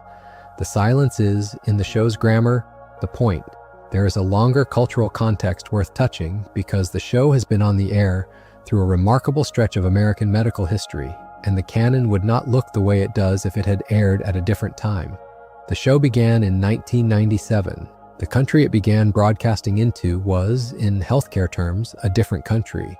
The decade that followed the show's pilot included the rise of managed care, the early years of the modern pharmaceutical advertising industry, the long political fight over the Children's Health Insurance Program, the stem cell debates of the Bush administration, the human genome announcement, the early reports on the overprescription of opioids, the obesity reclassification debates, the early television years of medical reality programming, and the slow build toward the Affordable Care Act. By the show's 10th anniversary, the country had a different medical infrastructure than the one the show had begun in. By the show's 20th, the infrastructure had changed again. By the show's 25th, the infrastructure was, in some quite specific ways, almost unrecognizable. The show kept up. That is the long, easy summary of the canon. The show kept up with the country's medical events because the writers were, in essence, watching the same television the country was watching, and reading the same newspapers the country was reading, and arguing the same arguments the country was arguing, and they were, in cartoon form, writing the country's reactions down. The canon is not, in any narrow sense, a complete history of American medicine. It is not a textbook. It is a collection of cartoons that, taken together, draw a particular set of decades from a particular angle. The angle is the kid in the parka watching the adults around him try to make sense of things they do not understand. The angle is the friend at the foot of the bed waiting for someone in charge to come into the room. The angle is the school nurse standing in the doorway with a clipboard. That angle has, over time, given the show a kind of credibility that other comedies cannot match on the same subject. The show has been right on most of its big medical bets. It was right to be suspicious of the way the country handled stem cell research as a televised circus. It was right to be suspicious of the way medical marijuana cards were issued in the early years of legalization. It was right to be suspicious of the way opioids were prescribed in the early 2000s. It was right to be suspicious of the way certain prescription drugs were marketed before their long-term consequences were fully understood. It was right to be suspicious of the way the country talked about weight in the years leading up to the rise of the new diabetes medications.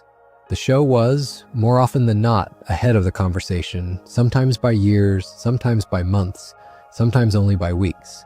The audience, watching in real time, often did not realize the show was making a serious prediction until the country caught up with the cartoon. The other thing the show has been, often, is gentler than its reputation suggests. The reputation, especially in the early years, was for crude provocation. The reality, especially in the medical episodes, was much closer to a kind of unsentimental compassion. The show, in episode after episode, refuses to let the patient be the joke. The joke is, almost always, somewhere else. The joke is the system. The joke is the celebrity. The joke is the parent. The joke is the marketer. The joke is the politician. The joke is the cable news anchor. The patient, in the bed, is the center of gravity that the joke pivots around. The show, by way of decades of these episodes, has trained its audience to ask, at every medical moment, where the patient is in the room. If the conversation is about the patient and the patient cannot speak, the show has, by reflex, decided that the conversation is suspect. The audience response to the show's medical episodes has, over the years, been an interesting story in its own right. The episodes that are remembered as cruel are often the episodes the show was most willing to be cruel inside. Up the Down Steroid is widely remembered in fan conversations as one of the show's hardest episodes to watch because of how cleanly it sets up Cartman's plan to pretend to be a Special Olympics athlete. The remembered version of the episode often forgets that the actual plot of the episode pays off on the side of the athletes. Cartman loses, the athletes win. The episode comes down very hard, in the end, against him. The reputation of the episode is shaped often by the first act. The actual argument is in the third. The same pattern plays out in Crazy Cripples, where the visual gag about Christopher Reeve was, for many viewers, the entire episode. The argument the show was making about the rhetoric of stem cell debates is often lost behind the image. That mismatch between the show's reputation and its actual content is, in some ways, the show's preferred operating mode. The cartoon for the show is the cover. The argument is the work. The cover allows the show to be on the air. The work is what the audience, if they sit with it, takes away. The medical episodes are, in many ways, the clearest example of this pattern, because the medical episodes are the ones where the cost of getting it wrong is highest. The country, in the years the show has been on the air, has had to make a long series of medical decisions, both at the policy level and at the kitchen table level. The show, in cartoon form, has been one of the places the country has rehearsed those decisions. Not the only place, not the most important place, but one of the places. The cartoon, for an audience that grew up with it, has been a kind of dress rehearsal for the harder conversations they would eventually have to have for real.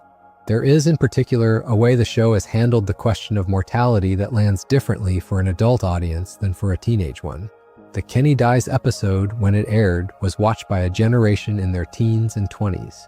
The Best Friends Forever episode, when it aired, was watched by a generation in their 20s and 30s.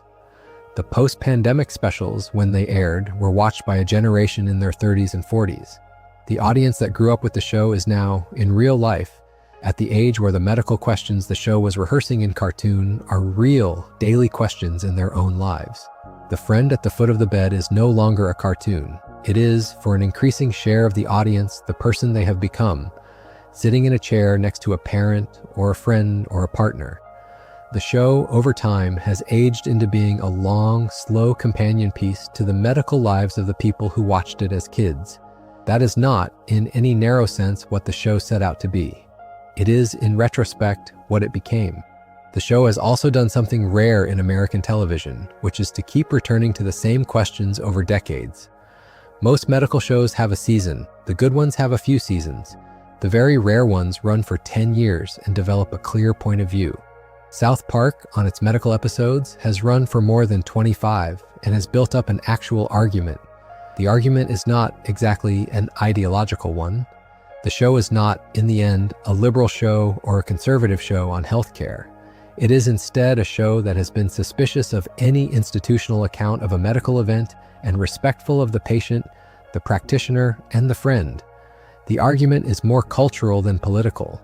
The country, the show argues, has a habit of dressing up its medical decisions in language that hides what is actually happening to the patient.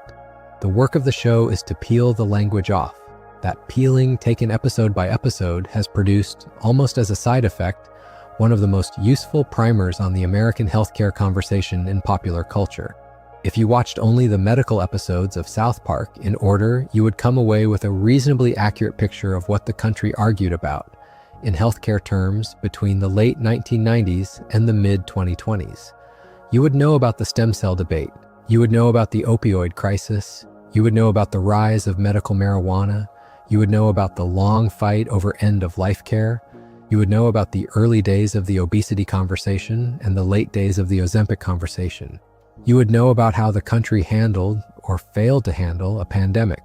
You would know about how the country talked about disability. You would know about how the country talked about gender confirmation. You would know about how the country talked about psychiatric medication for children, for adults, and for grief. The show, taken as a whole, is one of the most complete medical satires ever produced for a general audience. The reason the show is able to do this is, more than anything, that the medium gives it the freedom the live-action shows do not have.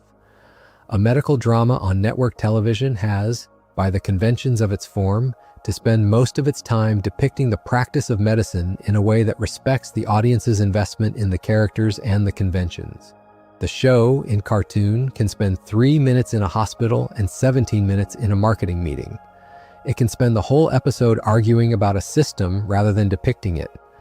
It can use its characters as instruments rather than as fully drawn medical patients. The genre of the show is the comedy. The genre allows for compression, distortion, and exaggeration in service of the argument. The medical content lives often in the texture and the structure rather than in the depiction. That is, in many ways, why the show has been able to cover so much ground in the time it has had. The cartoon is, for medical satire, a faster vehicle than the drama. The show has, of course, missed targets. There are medical events of the past quarter century the show did not address, or addressed thinly, or addressed only obliquely. The country had several major mental health conversations the show only glanced at. The country had several major maternal health conversations the show did not, in any direct way, cover. The country had a long, complicated conversation about the deinstitutionalization of psychiatric care that the show, for the most part, left alone. The country had a long, complicated conversation about pediatric care that the show, for the most part, treated through the lens of the boys' specific stories rather than as a system. The canon, taken at large, is incomplete. What is in it is, more often than not, sharp. What is missing from it is, more often than not, missing because the show, in its own judgment, did not have a clean angle on it. The show, when it does not have a clean angle on a subject, mostly stays away. That restraint is part of why the episodes it did make have, over time, stayed sharp. There is one further pattern worth noticing, which is the way the show has, over time, become quieter in its medical episodes. The early healthcare episodes, in the late 1990s and early 2000s, were loud. The episodes were full of obvious villains and broad satirical strokes and big visual gags. The middle period in the late 2000s and early 2010s was more confident. The episodes used the same tools but with more precision and more often paired the satire with a quiet emotional center. The late period from the streaming era onward has been softer in tone. The episodes still have their jokes. The jokes are still sharp. The tone, however, is closer to that of a person who has seen a lot of medical events come and go and is no longer surprised by any of them. The show, by the end of its first quarter century, sounds like a country tired of arguing about medicine and willing to admit, in cartoon form, that the argument has not gotten the country anywhere. That softening has, in the most recent specials, allowed the show to put its medical content alongside its larger meditations on aging, friendship, and the consequences of choices. The healthcare canon in the streaming era is no longer a series of standalone episodes about specific conditions. It is, more often, a thread inside larger stories about the cast as adults, with the medical events folded into the texture rather than spotlighted. The show, in those moments, has earned the right to use the medical content as backdrop because the audience knows the foreground. The boys' lives have been long enough that the show no longer has to explain that they have medical histories. The medical histories are simply part of who they are. The cartoon, after almost 3 decades, has accumulated something close to a chart for each of its central characters. The chart is funny. The chart is also often painfully accurate. If you go back to the very earliest episodes and look for the first stirrings of any of this, the most striking one might be a first season episode called Pink Eye, which aired in late October of 1997 as the show's Halloween offering. The episode is, on its surface, a zombie story. Worcestershire sauce has, through a clerical error at the mortuary, leaked into a coffin, and the dead have begun to rise, and Kenny, freshly killed in the cold open, becomes the first of the new zombies. The episode plays the premise for jokes. The adults in town do not, for most of the runtime, notice the wave of undead. The kids do, but the kids do not know what to do about it. The episode is, in cartoon form, a riff on a genre that the show would return to in other contexts. What is interesting in retrospect is the underlying assumption the episode makes about public health communication. Pink Eye argues, with a straight face inside a silly setup, that the country is unable to recognize an epidemic when it is in front of it. The bodies are walking around, the bodies are biting people. The adults are insisting it is a small local issue. The actual public health language, in the cartoon is not used until very late. The kids are the ones identifying the pattern. The kids are the ones treating it as a crisis. The adults, when they finally do address the situation, address it as a public relations problem first and a medical problem second. The episode is small, and it is funny, and it is, in its own quiet way, the show's first piece of public health satire. The country does not understand what an epidemic looks like when it is happening. The country will not name the epidemic until somebody else has done the naming first. That argument, made very early in the show's life, will be made in much louder forms in the pandemic special more than 2 decades later. The Pink Eye episode also has, almost as an accident, the first version of the show's now familiar visual vocabulary for medical institutions. The mortuary is depicted with the kind of clean cartoon precision the show would later apply to clinics and hospitals. The school, when it becomes a kind of medical staging ground, is depicted the way the show would later depict the school as a vaccine distribution point. The cemetery itself becomes, by way of the zombies, a kind of failed hospice. The show is, in that episode, drawing the entire chain of care that surrounds a death, the mortuary and the cemetery and the family home and the public square, and pointing out that the country, at almost every link in the chain, has stopped paying attention. The episode is silly. The argument is serious. That is, again, the show's preferred operating mode. You can see the same general pattern in the much later episodes about the Church of Scientology. The famous one, called Trapped in the Closet, aired in November of 2005, and it is, on its face, an episode about a particular religion. The medical content is folded into the religious satire. The Church of Scientology, in real life, has had a long and well-documented opposition to certain kinds of psychiatric medicine, and the episode threads that opposition through its larger argument. The show does not, in that episode, take a sharply argued position on every medical question. It does, however, make the broader point that the country has, in many of its religious conversations, embedded medical positions that the believers may not even recognize as medical positions. The episode is a religion episode. The texture is a healthcare episode. The two, in the show's reading, are not separable. The country's attitudes toward psychiatric medication have, for some communities, been shaped almost entirely by religious teaching. The show puts the dynamic on screen and lets the audience notice it. The cumulative effect of all these threads, the central episodes and the side trips and the small jokes inside larger episodes, is a body of work that maps the country's relationship to medicine more completely than any other long-running comedy. The show has, in addition to everything else, the advantage of having been on the air long enough for its own back catalog to function as a kind of reference library. The audience watching a new episode in 2024 can read it against the old ones. The Ozempic special reads differently if you have just rewatched Raising the Bar and 1%. The vaccination special reads differently if you have just rewatched Bloody Mary and Cherokee hair tampons. The Hummels and Heroin episode reads differently if you have just rewatched the very first death episode and noticed that the same grandfather is at the center of both. The show, by virtue of its longevity, is not making isolated arguments. It is making cumulative ones. The arguments compound. That compounding is, for an attentive viewer, the most important thing the show has done in the healthcare space. The arguments are not, individually, more sophisticated than the arguments made on better-positioned medical documentaries. The arguments taken in succession are more useful than the documentaries are because they have been made for so long that they have started to overlap. The same patient is in the bed in episode after episode. The same family is in the waiting room. The same set of pharmaceutical advertisements is on the television in the background. The show is, in that sense, not really a series of episodes about healthcare. It is, by the end of its first quarter century, a single, very long argument about how the country has, in this period of its history, lost the plot on what medicine is for. The cartoon, by drawing the loss in the same images over and over, has made the loss visible in a way no individual essay could. There is, when you stop and notice it, a kind of patience built into the show's medical project that does not match its public reputation. The show is famous for its speed.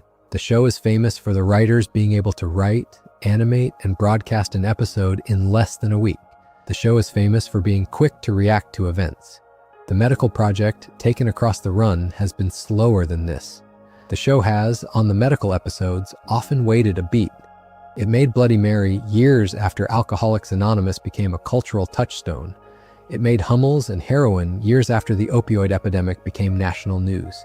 It made the end of obesity months into the most public part of the Ozempic conversation, but well into the part where the data was clearer.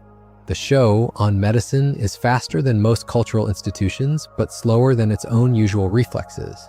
The reason is, I think, that the show knows medicine is a place where being wrong matters more than being fast. That patience has, in the end, given the show a kind of moral authority on these subjects that other satirical programs have not matched. The show is willing to say, in cartoon, what cable news will not say. The show is willing to say, in cartoon, what the medical establishment is too cautious to say. The show is willing to say, in cartoon, what the political parties are afraid to say. The cartoon for medicine has functioned as a kind of permission slip for the audience to think the thoughts they were already half thinking. The show has, in many cases, been doing the work of saying out loud what the country was already privately admitting. That is, in some ways, the bigger argument behind the entire canon. The country on medicine knows. The country on medicine is not always allowed to say. The show has been one of the places the country has, on its own terms, finally said. There is a small grace note worth ending on before we turn toward the close.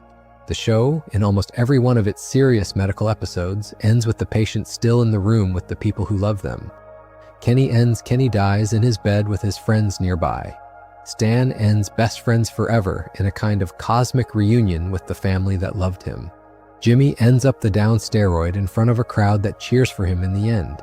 Kyle ends Cherokee hair tampons in a recovery bed with the people who tried, badly, to save him sitting next to him.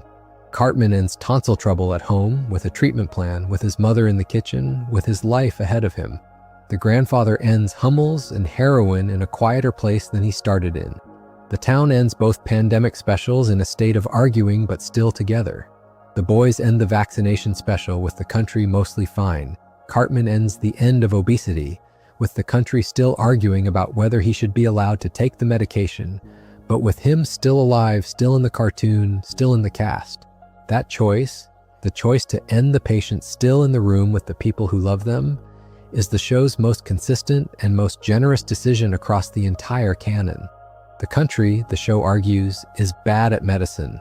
The system, the show argues, is broken. The advertising is misleading. The celebrities are hollow. The politicians are hollow. The drug companies are venal. The insurance companies are worse. The whole structure is, by the show's reading, set up against the patient. And yet, at the end of almost every medical episode, the patient is in the room with the people who love them. The through line is unbroken. The cartoon has been saying, for almost 3 decades, that the system around the patient is a mess, and that the love around the patient is, in the end, the only thing that matters. That is not a sophisticated argument.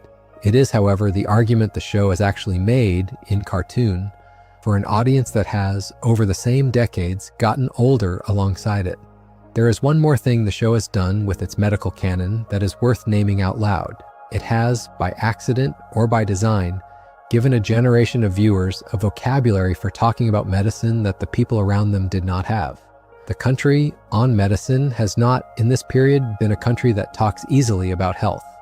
The country on medicine is one in which families do not usually discuss their bills, in which patients do not usually discuss their diagnoses outside of the room they were given them in which long-term conditions are often hidden from coworkers and friends, and in which children are, in the years they are in school, often given very little information about how the system actually works. The show in cartoon has been one of the only places these conversations happened openly. The audience watched Cartman get HIV. The audience watched Stan go to therapy. The audience watched Kyle question God in a hospital bed. The audience watched Jimmy take steroids. The audience watched Randy take testosterone. The audience watched a celebrity get into a stem cell debate. The audience watched a town navigate a vaccination rollout. That viewing is, in a quiet way, education. The audience was not, in any narrow sense, being lectured. The audience was being entertained. But the entertainment, taken across decades, included a kind of running commentary on how the country actually does medicine. And the commentary stuck. People who watched the show as kids learned to recognize pharmaceutical advertising as pharmaceutical advertising. People who watch the show as teenagers learn to recognize medical paperwork as paperwork. People who watch the show as adults learn to recognize the rhythm of the country's healthcare debates, with their celebrity spokespeople and their cable news fights and their political stalemates.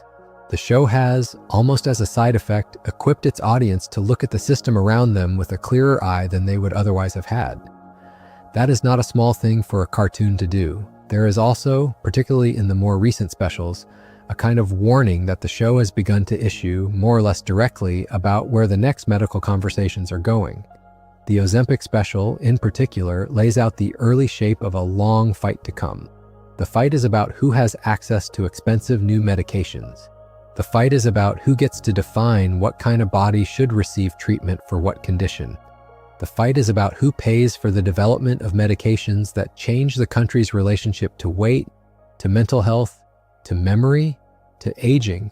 The country, in the years after the show recorded that special, was beginning to face that fight in real time. The show, in cartoon form, was doing what it had done for decades. It was getting in front of the conversation a little and letting the audience know what was coming. You can predict without too much effort what the show's next major medical episodes will look like. The country, at the time of recording, is in the early stages of a long conversation about artificial intelligence in medical diagnosis, about gene editing in inherited conditions, about the next wave of weight management drugs, about the role of the new diabetes medications in mental health, about the longer-term consequences of the social media age on adolescent psychiatric symptoms, and about the slow build of the next pandemic preparedness conversation. The show, given its history, will almost certainly draw cartoons on all of these. The cartoons will, almost certainly, follow the same pattern they have always followed. The patient will be a kid in a parka. The friend at the foot of the bed will be the other kid in the parka. The system around them will be drawn as a collection of celebrities, lobbyists, marketers, and middle managers. The medicine, when it works, will be respected. The medicine, when it does not work, will be examined. The bill at the end will be enormous. The show will, by the time you are listening to this, probably have aired another medical special. The country will, by the time you are listening to this, probably have had another medical event. The pattern will, by the time you are listening to this, probably look very familiar. That is, in some sense, the long, unstated point of the canon. The patterns repeat.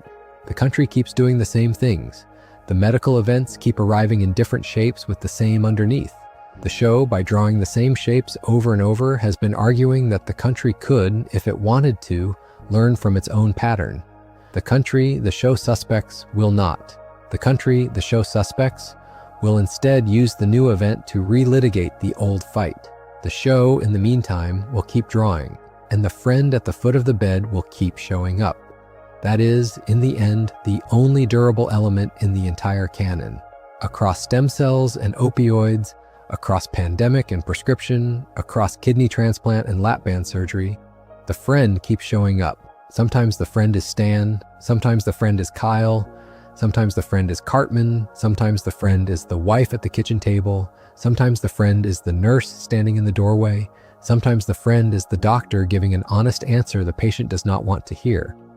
The friend is the constant. The medicine is the variable. The show has been telling its audience in cartoon for almost 3 decades that the constant matters more than the variable. The system will change. The medicine will change. The diagnoses will change.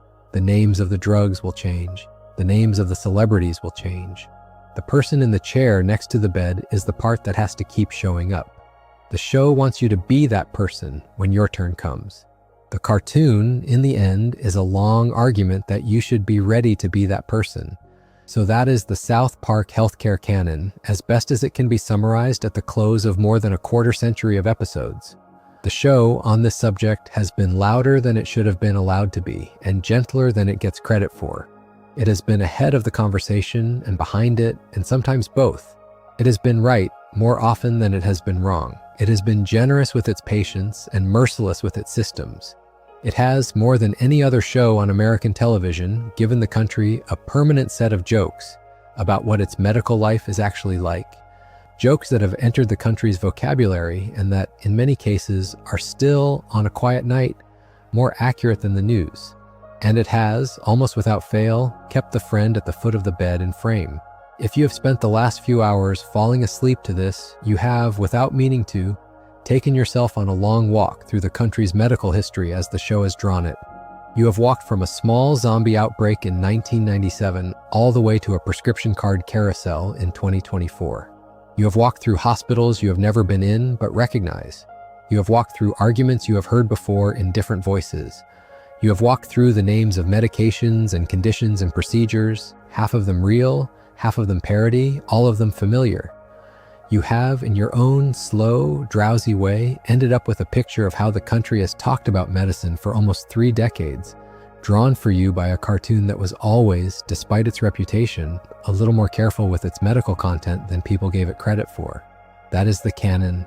That is the show on healthcare. That is what the cartoon, when nobody was looking, was making the country pay attention to. So sit with it. Sit with the friend at the foot of the bed. Sit with the silent hospital room and the overlit waiting area and the pharmacy counter and the doctor's office with the paper-covered table. Sit with the cartoon you have known since you were younger, drawing the same picture in different costumes year after year.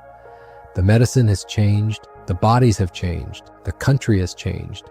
The cartoon has somehow kept up.